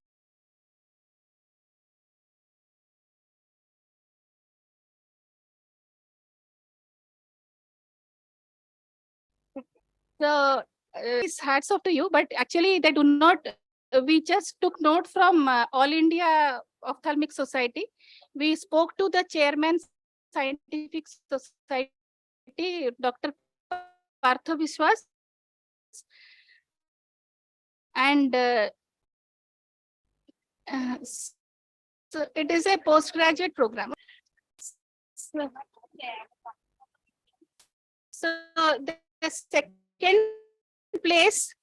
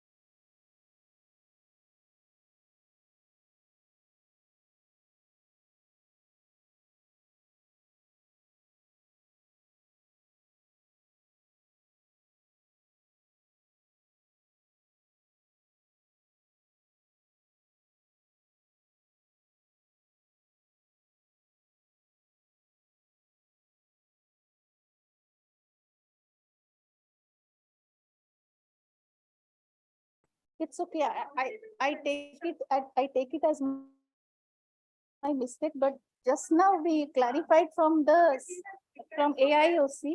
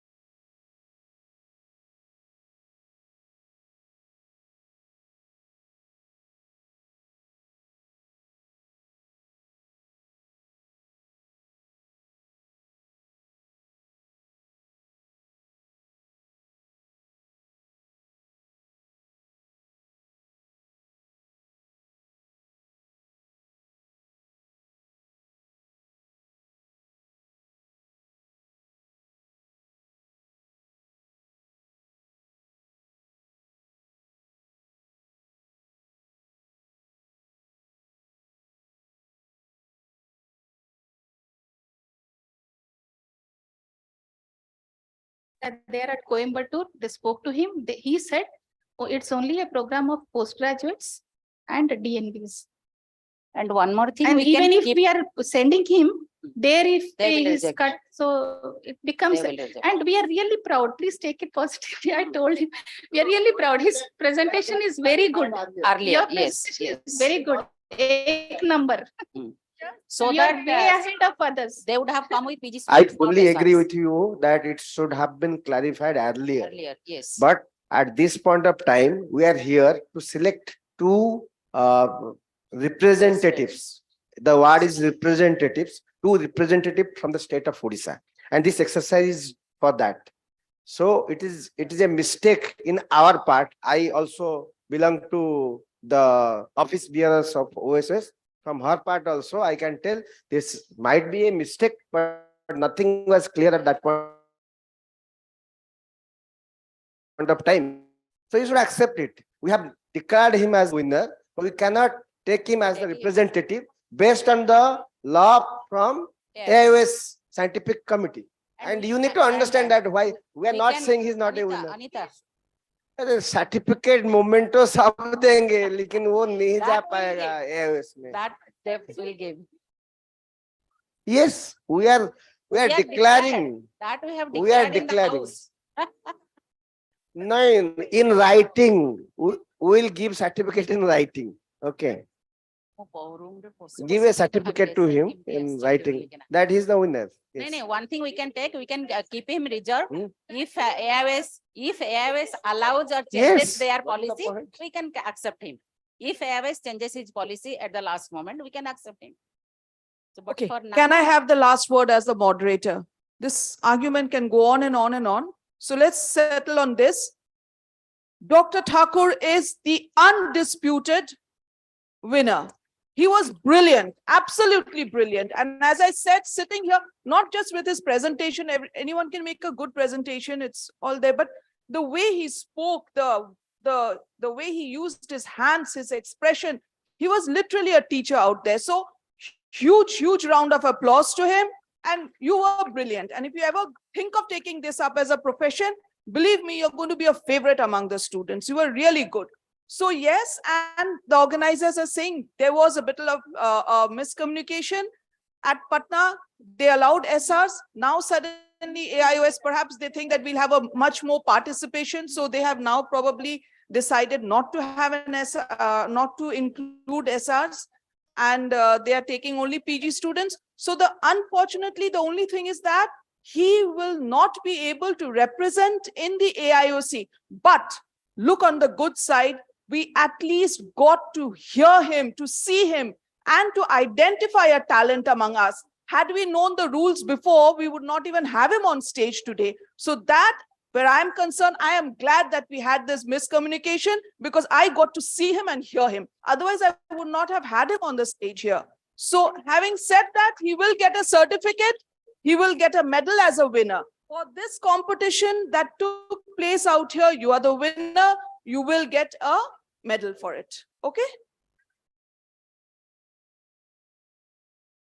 Just, 1 minute. Yes, exactly what I was telling. Yes.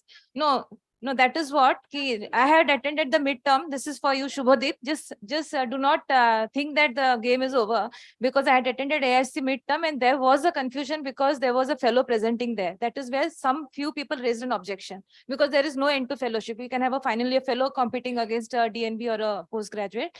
So right now, Dr. Krishna Prasad was not available. He could not be reached. So I spoke with Dr. Partho Bishwas. He said that not allowed. But in case Dr. Krishna Prasad sir says that allowed, then you will be there. Yes. Yeah. That's a word. We see, Anita, just be assured that all of us here want the best to represent Orissa. So it is not about an institute. It is about somebody holding about the reputation of a state society. So no, it is somebody upholding the reputation of OSOS. So everybody wants a person representing OSOS to win. So all of us want somebody of his caliber to win, or somebody who goes there should at least develop his caliber or his talent. That much we are sure. So if Dr. Krishna Prasad sir says that it's allowed, then you are in. and we have discarded fellows also. Fellows and SRs That's why I are made same. up this clarification. Fellows and SRs are That's why I same. said no. Dr. Krishna Prasad was not reachable. In case he says yes, you are there. The four candidates, please come over to the stage.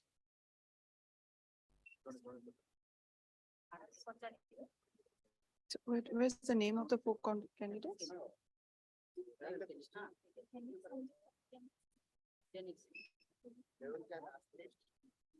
Okay. The four candidates who are now going to go for the tiebreaker: Dr. Jairaj, Dr. Aishwarya, Dr. Anmol, and Dr. Sunanda. Are you all here?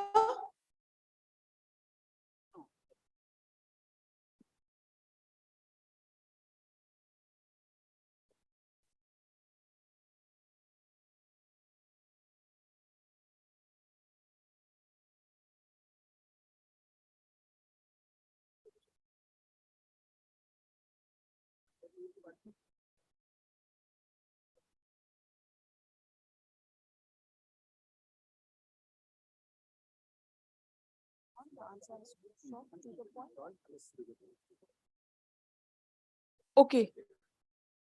Contestants, please listen to something. Your answer has to be short, to the point, and very crisp.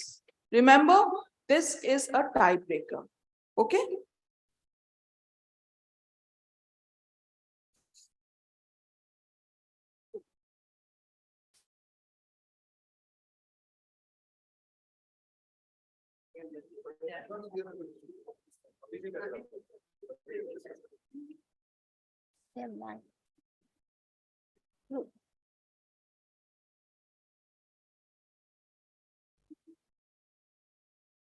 लगता है reality show चल रहा है ना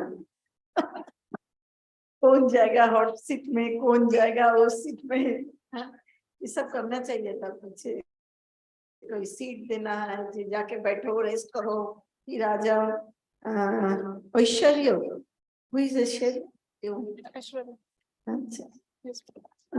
Your topic was congenital.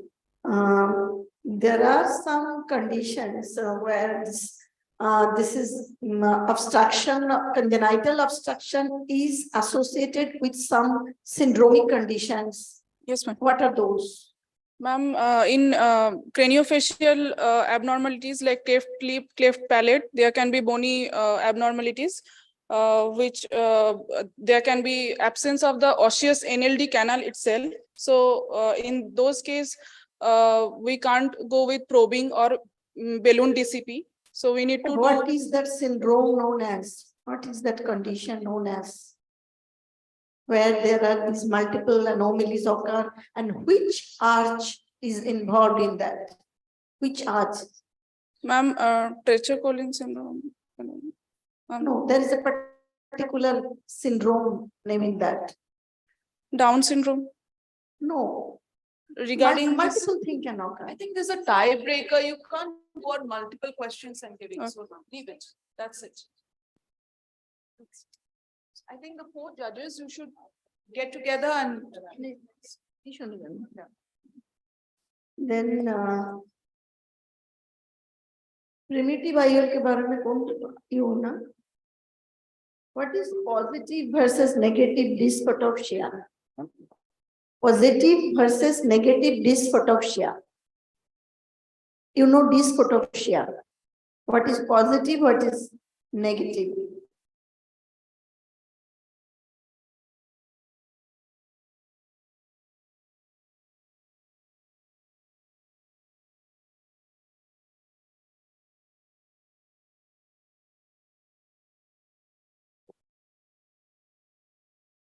Okay, okay.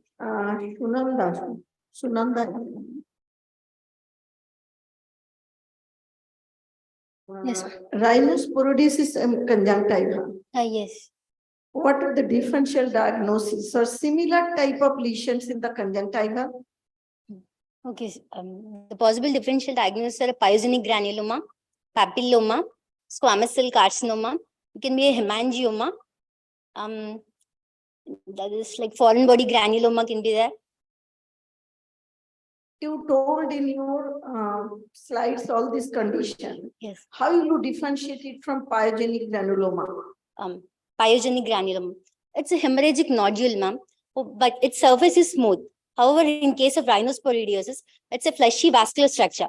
And on its surface, it has white or yellowish spots because of mature sporangia. Okay, thank you.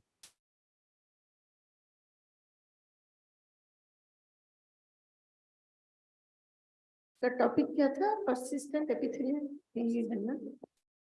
How will you measure corneal sensation? For the corneal sensation, we do the cotton wisp test, where we make a wisp of cotton sterilely. First, we take a cotton bulk and separate it from there. Corneal sensation is maximum at what point and minimum at what area? Maximum at the center and minimum at the periphery. What is the instrument used ideally for corneal sensation measurement?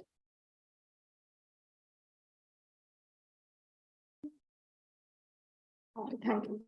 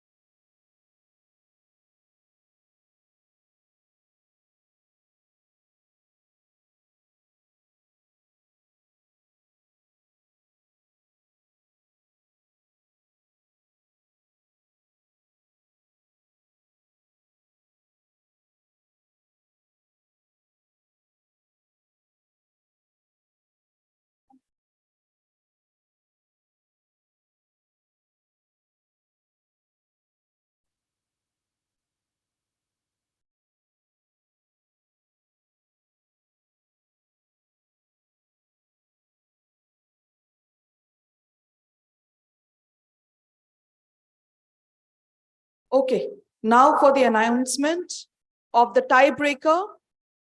In the first position is Dr. Aishwarya. Dr. Aishwarya, can you stand up, please? Yes.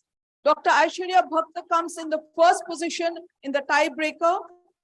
And we have Dr. Sunanda in the second position. So let's clarify something. As of now, of what we know is that they will be going to AIOC as the representative from Odisha. But having said that, if the clarification comes in, it will be Dr. Thakur going there in the first position and Dr. Aishwarya going there in the second position, because I believe every state can send 2 participants. Okay, so is that clear? There should be no confusion about this. As of now, we know only PGs are allowed and SRs are not allowed, which is why Dr. Thakur is not in the running. But if we learn that SRs are allowed, it will definitely be Dr. Thakur and Dr. Aishwarya. Okay? Huge one.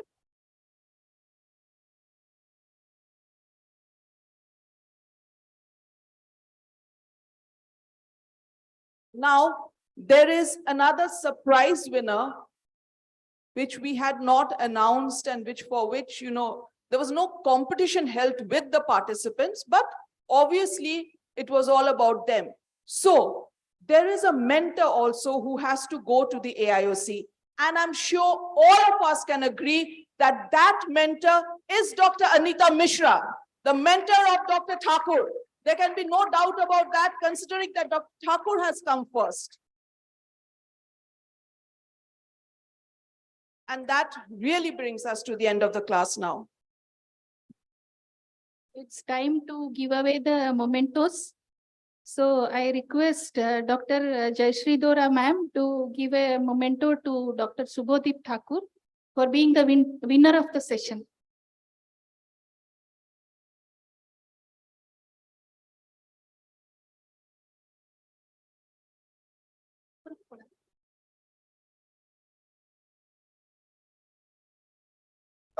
Next in line are Dr. Aishwarya and Dr. Sunanda. I request our judges, Dr. Chandana ma'am and Dr. Subhavrata ma'am, to give away the winner mementos.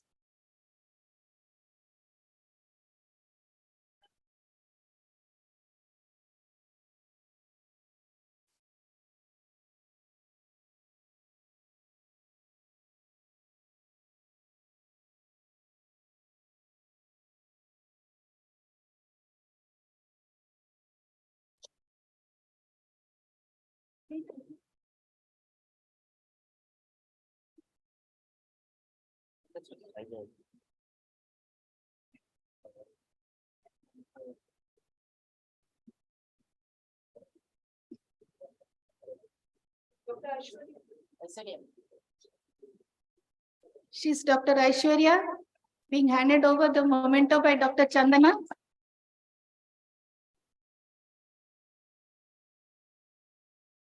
Then Dr. Sunanda, the memento will be given by Dr. Subhavrata.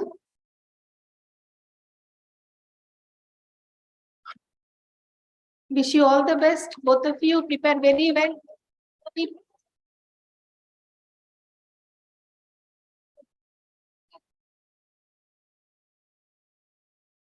The next in line is our leading mentor, Dr. Anita Mishra, who will take her memento from Dr. Pradeep Kumar Verma, sir.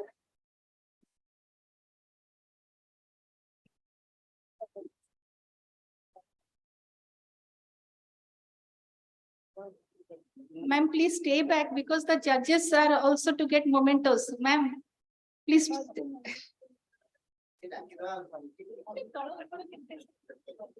Subhavrata ma'am, please stay back for your memento. Chandana ma'am, please stay back for your memento. So she is Dr. Anita Mishra, the lead mentor to represent Odisha at AIOC Kochi. Now we have mementos for all our judges. Dr. Chandana ma'am, Verma sir, Subhavrata ma'am, and Dr. Sashwat. I request Dr. Santosh Mahapatra, Dr. K.C. Tudu sir, Dr. Pramod Kumar Sharma sir, and Dr. Gunasakar Das sir to give away the mementos. Sir, Das sir.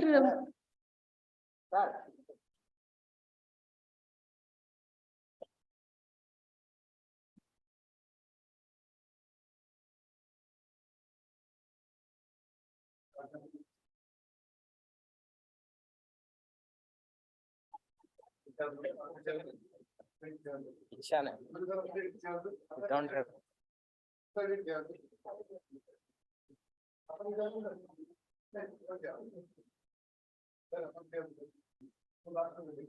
A big clap for all our judges.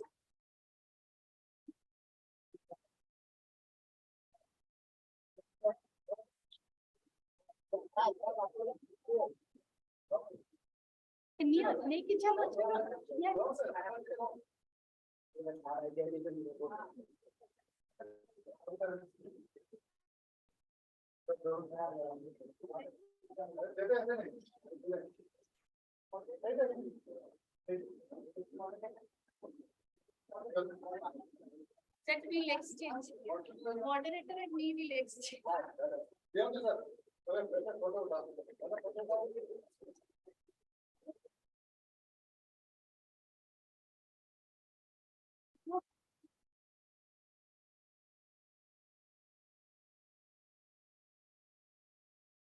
Sir, just 1 minute. I would sir को problem is.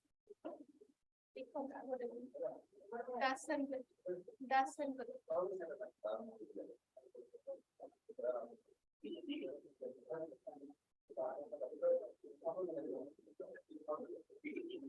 It Santosh photo.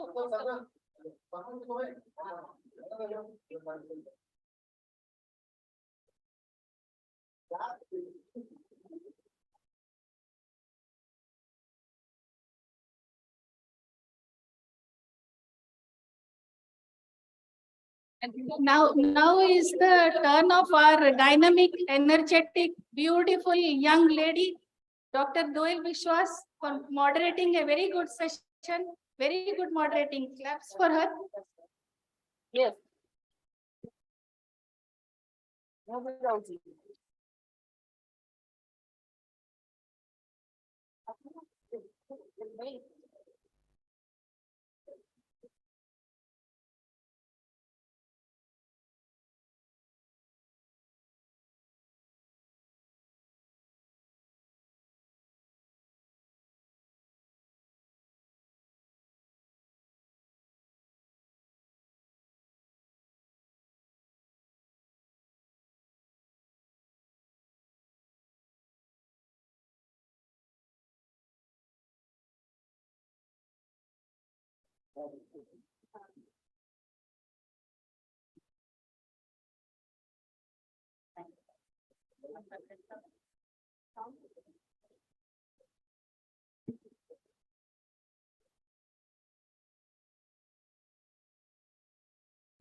So before the Thanksgiving session, we have another row of giving away mementos to Dr. Jayashree Dora, who is our President OSOS, Dr. Santosh Kumar Mahapatra, who is our Honorable General Secretary OSOS, and to our Treasurer, Dr. Pramod Kumar Sharma, who is our Treasurer OSOS, and our HOD, Dr. KC Tudusar. So please come over to the dais, and I again request all the mentors who are there, Pushpa ma'am, Devi, and who else, Ravi, Dr. Ravi, and Dr. Bigya. All four of you, please give away the mementos.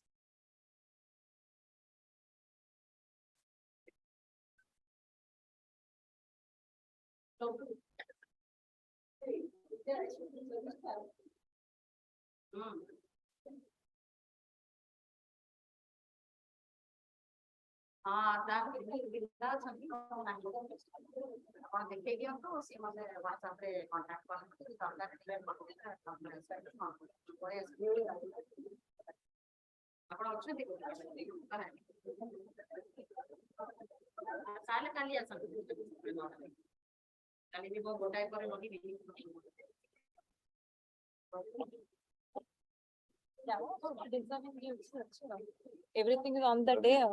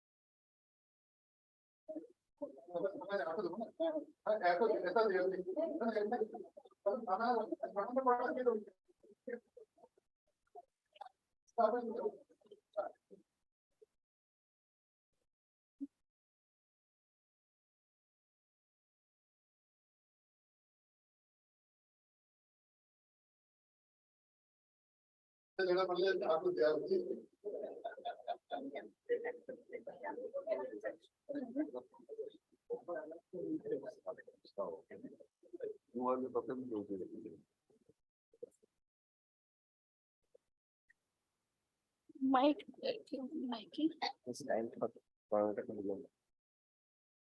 Hello.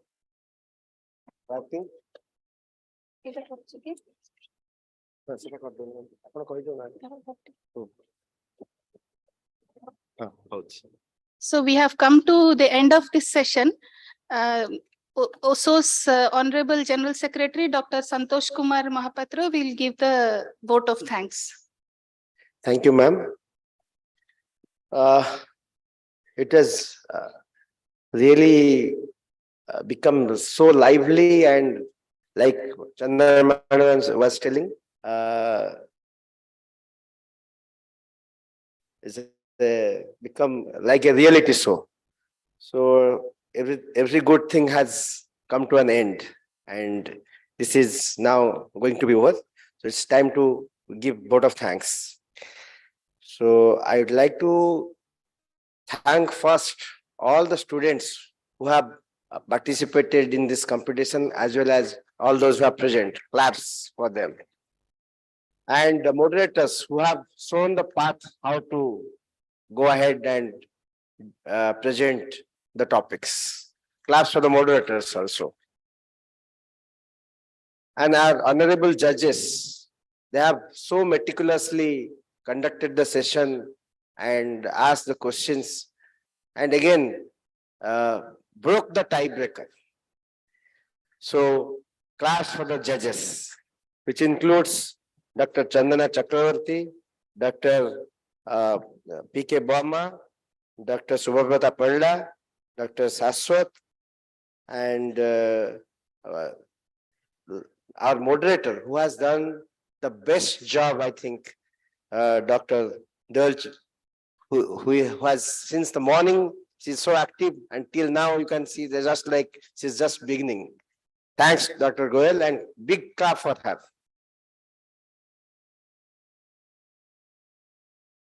I'd also like to thank my co-office bearers, our President and Dean of Vinsar, Professor Dr. Jayesh Siddhora, our Treasurer, Dr. P.K. Sarma, and our past Presidents, Professor Dr. Gunasagar Das and Dr. P.K. Burma. The staffs who have helped us in audiovisual session conducting, all the helping hands of this auditorium, and last but not the least, the Intuit Pharma who has sponsored the session. Big clap for all of them. I'd like to thank and request all like join for lunch, madam.